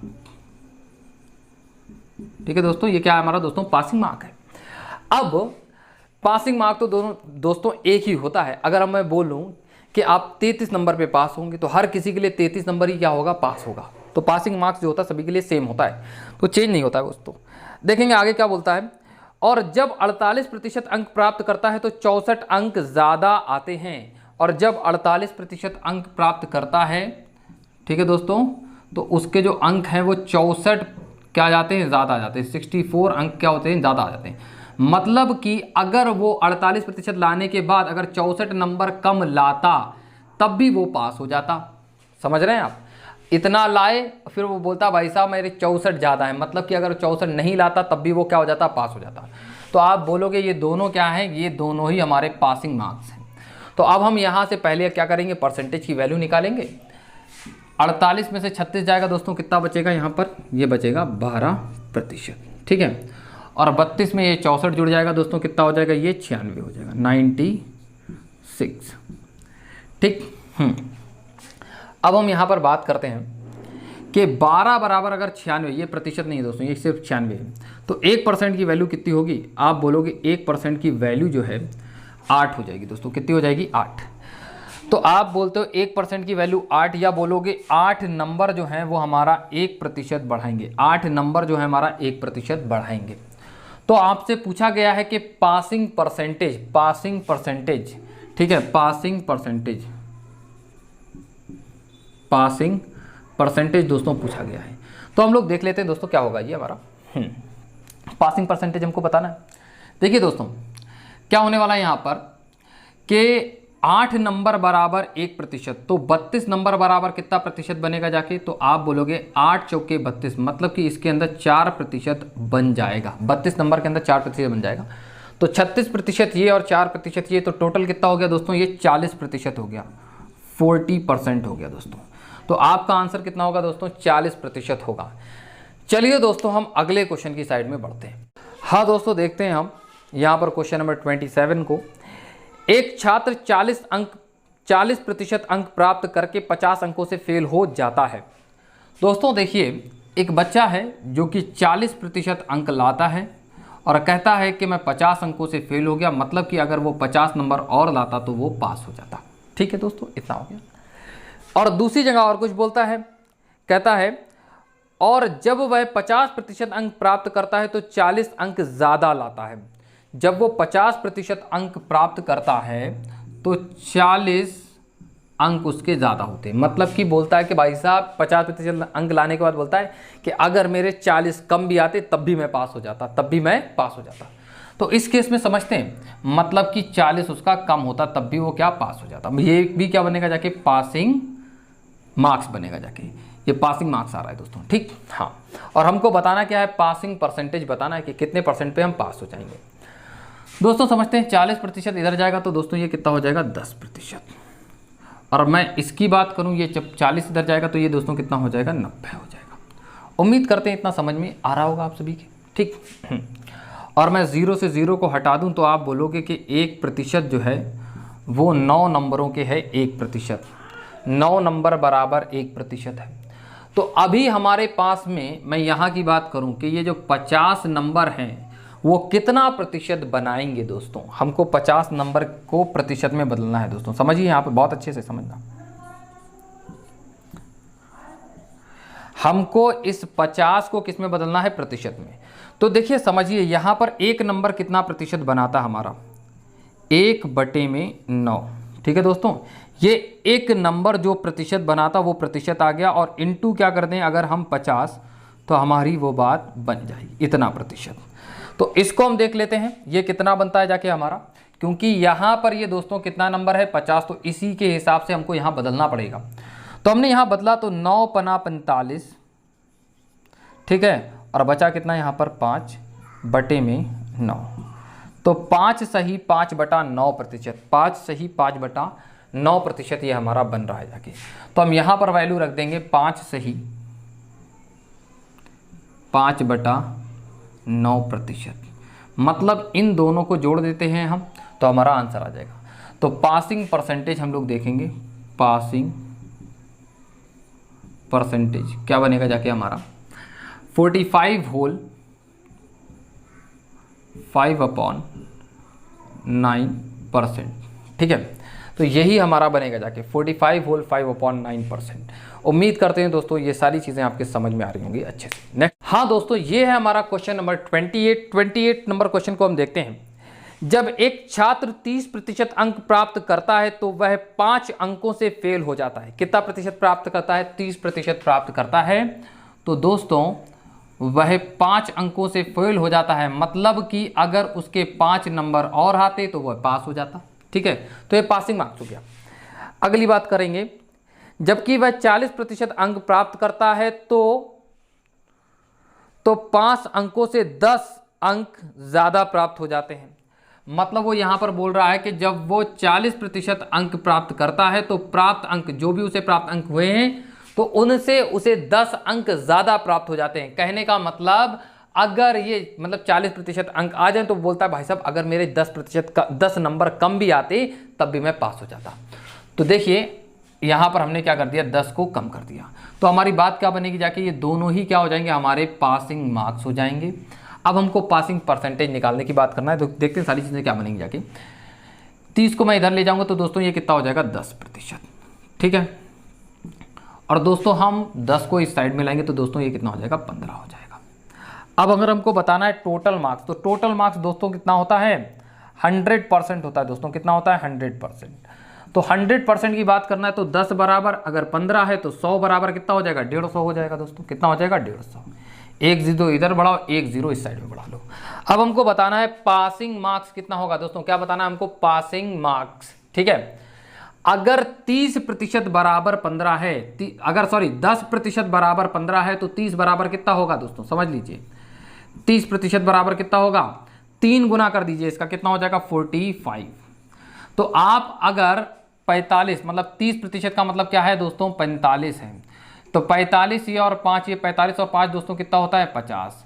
अगर आप 50 नंबर ले आते तो आपके पासिंग मार्क्स आ जाते, मतलब कि आप पास हो जाते। पासिंग मार्क्स कितना है दोस्तों, 50। तो उम्मीद कर रहे हैं दोस्तों ये दोनों बातें आपको बहुत अच्छे से समझ में आई होंगी। हम अगले क्वेश्चन पे बढ़ते हैं। हाँ दोस्तों, ये है हमारा क्वेश्चन नंबर 29, जो कि बोलता है इस तरह से, एक कमरे में 2 तरह के जानवर हैं, कुछ बिल्ली और कुछ कुत्ते हैं। ठीक है दोस्तों, देख लेते हैं, हम इसको करने की कोशिश करेंगे। एक कमरा है, उसमें 2 तरीके के जानवर हैं, कुछ बिल्लियां हैं और कुछ कुत्ते हैं। ठीक, कुछ बिल्लियां हैं और कुछ कुत्ते हैं, CAT कैट, और यहाँ पर मैंने कर दिया ये डॉग, DOG डॉग। ठीक है दोस्तों, डॉग। अब हम देखेंगे यहाँ आगे, और कुछ बिल्लियां हैं और कुछ कुत्ते हैं। प्रत्येक बिल्ली 7 बिस्किट जबकि प्रत्येक कुत्ता 9 बिस्किट खाता है। प्रत्येक बिल्ली 7 बिस्कुट खाती है, प्रत्येक बिल्ली जो है वो 7 बिस्कुट खाती है, और प्रत्येक कुत्ता जो है वो 9 बिस्कुट खाता है। तो 9 बिस्किट की जो हम बात करेंगे तो देख लेंगे इसको थोड़ा सा हम बाद में। 9 बिस्कुट खाता है, ठीक। 45 जानवरों द्वारा कुल 345 बिस्कुट खाए गए। 45 जानवरों द्वारा कुल 345 बिस्कुट खाए गए। कुत्ते और बिल्लियों की संख्या ज्ञात करो। 45 जानवरों द्वारा कुल 345 बिस्कुट खाए गए। कितने जानवर हैं? 45। जो एनिमल है टोटल वो कितना है दोस्तों? 45 है। तो अब हमको बताना है कि कुत्ते कितने हैं और बिल्लियां कितनी हैं। दोस्तों देखिए, इसको हम एक तो लगा सकते हैं एलिगेशन मेथड से, दूसरा मैं एक इक्वेशन बना लूँ उससे लगा सकता हूँ, और तीसरा हम एक लॉजिकल मेथड से लगा सकते हैं। तो हम देखते हैं एक अपने वही लॉजिकल मेथड को यूज़ करते हुए कि किस तरह से हम लगा सकते हैं। दोस्तों यहाँ पर बोला गया है कि हर एक बिल्ली 7 बिस्कुट खाती है और हर एक कुत्ता 9 बिस्कुट खाता है। तो मैं कुछ इसको इस तरह से लिख लेता हूँ कि कुत्ता भी 7 बिस्कुट खाता है और प्लस यहाँ पर 2 और लिख दिया, मतलब कि मैंने इसको 7 की फॉर्म में रिप्रेजेंट कर लिया। तो अब अगर मैं कहूं कि नहीं, अब हर एक कुत्ता भी जो है वो 7 बिस्कुट खाता है, अगर मैंने इसका 7 ही ले लिया, अगर मैंने ये 7 लिया दोस्तों, तो अब आप मुझे बताएं कि हर जानवर 7-7 बिस्कुट खा रहा है, तो 45 जानवर कितने बिस्कुट खाएंगे? समझिए 45 जानवर कितना बिस्कुट खाएगा, इसको समझ लेते हैं हम लोग। 345 खा रहा है यहाँ पर टोटल। 45 जानवर कितना खाएगा? 7 पना 45, 45 का 7 पना 35, 35 का 5 हासिल लग गया 3, और 7 चौक 28, 28 और 3 कितना होता है दोस्तों? 31 होता है। हम माइनस करेंगे दोस्तों, ये कितना आ जाएगा? 30 आ जाएगा। उम्मीद करते हैं ये 30 आपको समझ में आया होगा, ठीक है, ये 30। तो अब अभी आपके जो बिस्कुट बच गए ना, ये खाने कितने थे बिस्कुट? 345, और खाए कितने का? अभी 315, और 30 बिस्कुट बच गए। अब मैं आपसे पूछता हूं कि ये 30 बिस्कुट क्यों बच गए? तो आपका आंसर होगा कि कुत्ते के हमको 9 बिस्कुट लेने चाहिए थे और हमने जो लिए हैं वो कितने लिए हैं? सिर्फ 7। तो हमने कहा कि अच्छा ये बताओ, अगर एक भी कुत्ता होता उसमें तो कितने बिस्कुट ज़्यादा खाए जाते? तो आप बोलते 2। अगर एक कुत्ते की वजह से 2 बिस्कुट ज़्यादा खाए जाते तो बताओ 30 बिस्कुट कितने कुत्तों की वजह से खाए गए होंगे? तो आप कहोगे कि 2 से कैंसिल कर दो। कितना हो गया दोस्तों? ये आ गया 15। तो इससे हमको पता चल गया कि कुत्ते कितने होंगे इसके अंदर? 15। क्योंकि ये जो 30 बिस्कुट खा रहे होंगे एक्स्ट्रा, वो कौन खा रहे होंगे? कुत्ते खा रहे होंगे, डॉग खा रहे होंगे, और डॉग कितने होंगे दोस्तों? यहाँ पर 15 होंगे ना, तभी बात बनेगी जाके। तो ये डॉग हो गए कितने? 15। अब मैं अगर आपसे बात करूं कि कैट कितना होगा, तो 45 में से 15 गया तो बचा कितना दोस्तों? यहाँ पर ये बचा आपका 30। तो जो बिल्ली होगी वो कितनी होगी दोस्तों? 30 होगी। अब हम चलते हैं दोस्तों अपने अगले क्वेश्चन की साइड में। उम्मीद करते हैं आपके समझ में आ चुका है। हाँ दोस्तों, मैं इसी क्वेश्चन में आपको एक छोटी सी बात बताना चाहूँगा कि आपका जो क्वेश्चन बुक में लिखा हुआ है उसके अंदर, ये क्वेश्चन के अंदर 345 दे रखा है, बट हमारे सर ने जो है वो जब सॉल्यूशन दिया है तो उसके अंदर 355 ले लिया है। अगर आप 355 लेंगे तो यहाँ पर 40 बचेगा और 40 को 2 से काटेंगे तो 20, तो 20 कुत्ते होंगे और 25 बिल्लियाँ हो जाएंगी। लेकिन जिस तरह का लिखा है उसके हिसाब से ये बिल्कुल सही आंसर है दोस्तों, ठीक है? तो आप हमको सही ना कीजिएगा, ठीक? चलिए देखते हैं हम अगला क्वेश्चन अपना। हाँ दोस्तों, ये है हमारा क्वेश्चन नंबर 30। क्वेश्चन नंबर 30 को देखते हैं क्या बोलता है हमसे। एक चिड़ियाघर में कुछ चूहे और कुछ कबूतर हैं। अगर सिर गिने जाएं तो 280 हैं और पैर गिने जाएं तो 820 हैं। कबूतरों की संख्या ज्ञात करो। देखिए दोस्तों, बताने की कोशिश करते हैं। देखिए दोस्तों, बोला गया है सरों की संख्या 280 है। अगर मैं बात करूं कि कबूतर का सर कितना होता है तो वो भी एक होता है, चूहे का सर भी एक होता है। तो इसका मतलब वो जो जानवर हैं टोटल कितने हैं? वो 280 हो गए। अब पैरों की बात की गई है, वो बताया गया है कि पैर कितने हैं? 820 बताया गया। पैर कितने बताया गया? 820। दोस्तों चूहे के जो हैं वो 4 पैर होते हैं, लेकिन कबूतर के कितने होते हैं? 2। तो कबूतर के हमने 2 ले लिया और चूहे की बात करें कितने होते हैं दोस्तों? इसके 4। तो हम इसको भी 2 के ही रेफरेंस में लेंगे, 2 + का 2। तो हमने कहा, मान लिया कि सारे के सारे जानवरों के जो पैर हैं वो कितने कितने हैं? 2-2 हैं, ठीक? अगर 2-2 पैर हैं तो 280 जानवरों के पैर कितने बनेंगे जाके? 560। अब मैं यहाँ पर अगर इनको माइनस करता हूँ तो कितना आएगा? 0 में से 0 गया तो 0, 12 में से 6, ये कितना आ जाएगा दोस्तों? 2। 260 पैर दोस्तों ये ज़्यादा आ रहे हैं। अब मैं आपसे पूछूं, ये जो ज़्यादा पैर आ रहे हैं वो किसके हैं? तो आप बोलेंगे ये चूहों के हैं। किसके हैं दोस्तों? चूहों के। तो आप क्या कर सकते हैं, यहाँ पर एक चूहा भी अगर ज़्यादा होते तो उसके 2 पैर होते, लेकिन यहाँ पर कितने पैर ज़्यादा हैं? 260। तो आप इसको 2 से भाग लगाएंगे, कितना हो जाएगा दोस्तों? 130। तो यहाँ पर ये जो 130 है तो हमको पता चल गया चूहों की संख्या कितनी है? 130 है दोस्तों। अब हमसे पूछा जाए कि कबूतरों की संख्या कितनी है, तो आप बोलेंगे 150, क्योंकि 280 में से अगर हम 130 को निकालेंगे तो दोस्तों कितना बचेगा? 150 बचेगा। उम्मीद करते हैं बहुत अच्छे से आपके समझ में आ गया होगा। चलिए हम दोस्तों अगले क्वेश्चन की साइड में बढ़ते हैं। हाँ दोस्तों, ये है हमारा क्वेश्चन नंबर 31 को हम सब लोग समझने की कोशिश करेंगे। यहाँ पर किसी शहर की जनसंख्या 6000 है। यहाँ पर हमको दे रखी है जनसंख्या कितनी? 6000। अगर पुरुष 5% की दर से बढ़ें, ये जो मैन है वो कितने की रेट से बढ़ते हैं? 5% की दर से बढ़ें, और महिलाएं 9% की दर से बढ़ें। जो फीमेल्स हैं वो कितने % की दर से? 9% की दर से बढ़ें। तो 1 साल बाद जनसंख्या 6500 होती है। मतलब कि 6000 से दोस्तों 6500 हो जा रही। मतलब कि बढ़ कितनी रही है दोस्तों? 500 बढ़ रही है दोस्तों। कितनी बढ़ रही है? 500 दोस्तों। कितनी बढ़ रही है? ये 500 बढ़ रही है, क्योंकि 6000 से 6500 हो जा रही है तो कितनी बढ़ रही है? 500 बढ़ रही है, ठीक? हाँ। पुरुषों और महिलाओं की संख्या ज्ञात करें। पुरुषों और महिलाओं की संख्या ज्ञात करें। तो हम लोग बताते हैं, कोशिश करते हैं दोस्तों। देखिए, मेल 5% की दर से बढ़ता है, तो हमने क्या करा, हम फीमेल को भी 5 के ही हिसाब से बढ़ाने की कोशिश करते हैं। तो हमने कहा ये 5% प्लस का ये 4%, ऐसे कर लिया। और हम करेंगे क्या, टोटल को कुछ इस तरह से कर लेंगे, ठीक है? कि अगर ये 5% के ही हिसाब से बढ़ रहा है तो 6000 का दोस्तों 5% कितना बनेगा जाके? 6000 का 5% जो बनेगा दोस्तों हमारा 300 बनेगा। 2 0 कट जाएंगे और 6 पंचे 30, 300 बन जाएगा। टोटल कितना हो जाएगा? 300। तो हमारे ये बढ़े कितने? 300। तो बच कितने का? ये 200। तो आप बोल रहे हैं कि भाई साहब बढ़े तो 500 हैं, आप तो 300 ही बढ़ा रहे हो, तो ये 200 कहाँ गए? तो आप बोलोगे अच्छा मुझसे ये प्रॉब्लम हो गई कि जो 200 हैं वो फीमेल का हमको 9% लेना था, हमने सिर्फ 5% लिया। मतलब कि जो फीमेल का 4% है वो किसके बराबर है दोस्तों? 200 के बराबर है। जो फीमेल का 4% है दोस्तों वो किसके बराबर है? 200 के। तो यहाँ पर समझिए, जो फीमेल होंगी वो अपने आप में कितना % होंगी दोस्तों? 100% होंगी। तो इनका जो ये 4% है वो किसके बराबर है दोस्तों? 200 के।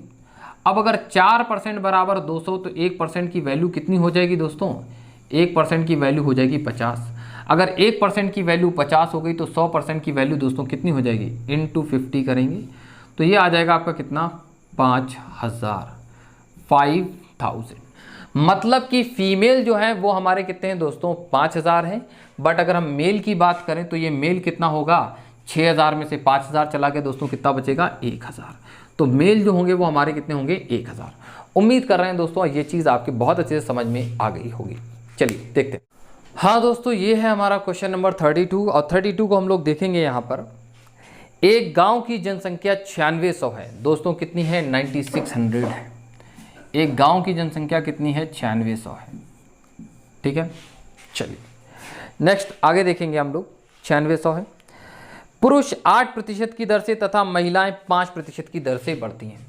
पुरुष जो है वो 8% की दर से बढ़ता है और महिलाएं 5% की दर से। फीमेल की बात करें तो ये 5% की दर से बढ़ रही हैं और जो मेल है वो कितने प्रतिशत की दर से, 8%। लेकिन हम दोनों को क्या कर लेते हैं, सेम कर लेते हैं।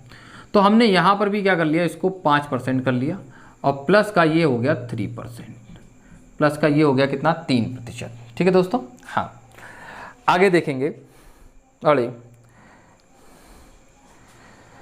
तो एक साल बाद जनसंख्या 10,272 हो जाती है। 10,272 हो जाती है। जनसंख्या कितनी हो जाती है दोस्तों, 10,272 जनसंख्या इतनी हो जा रही है।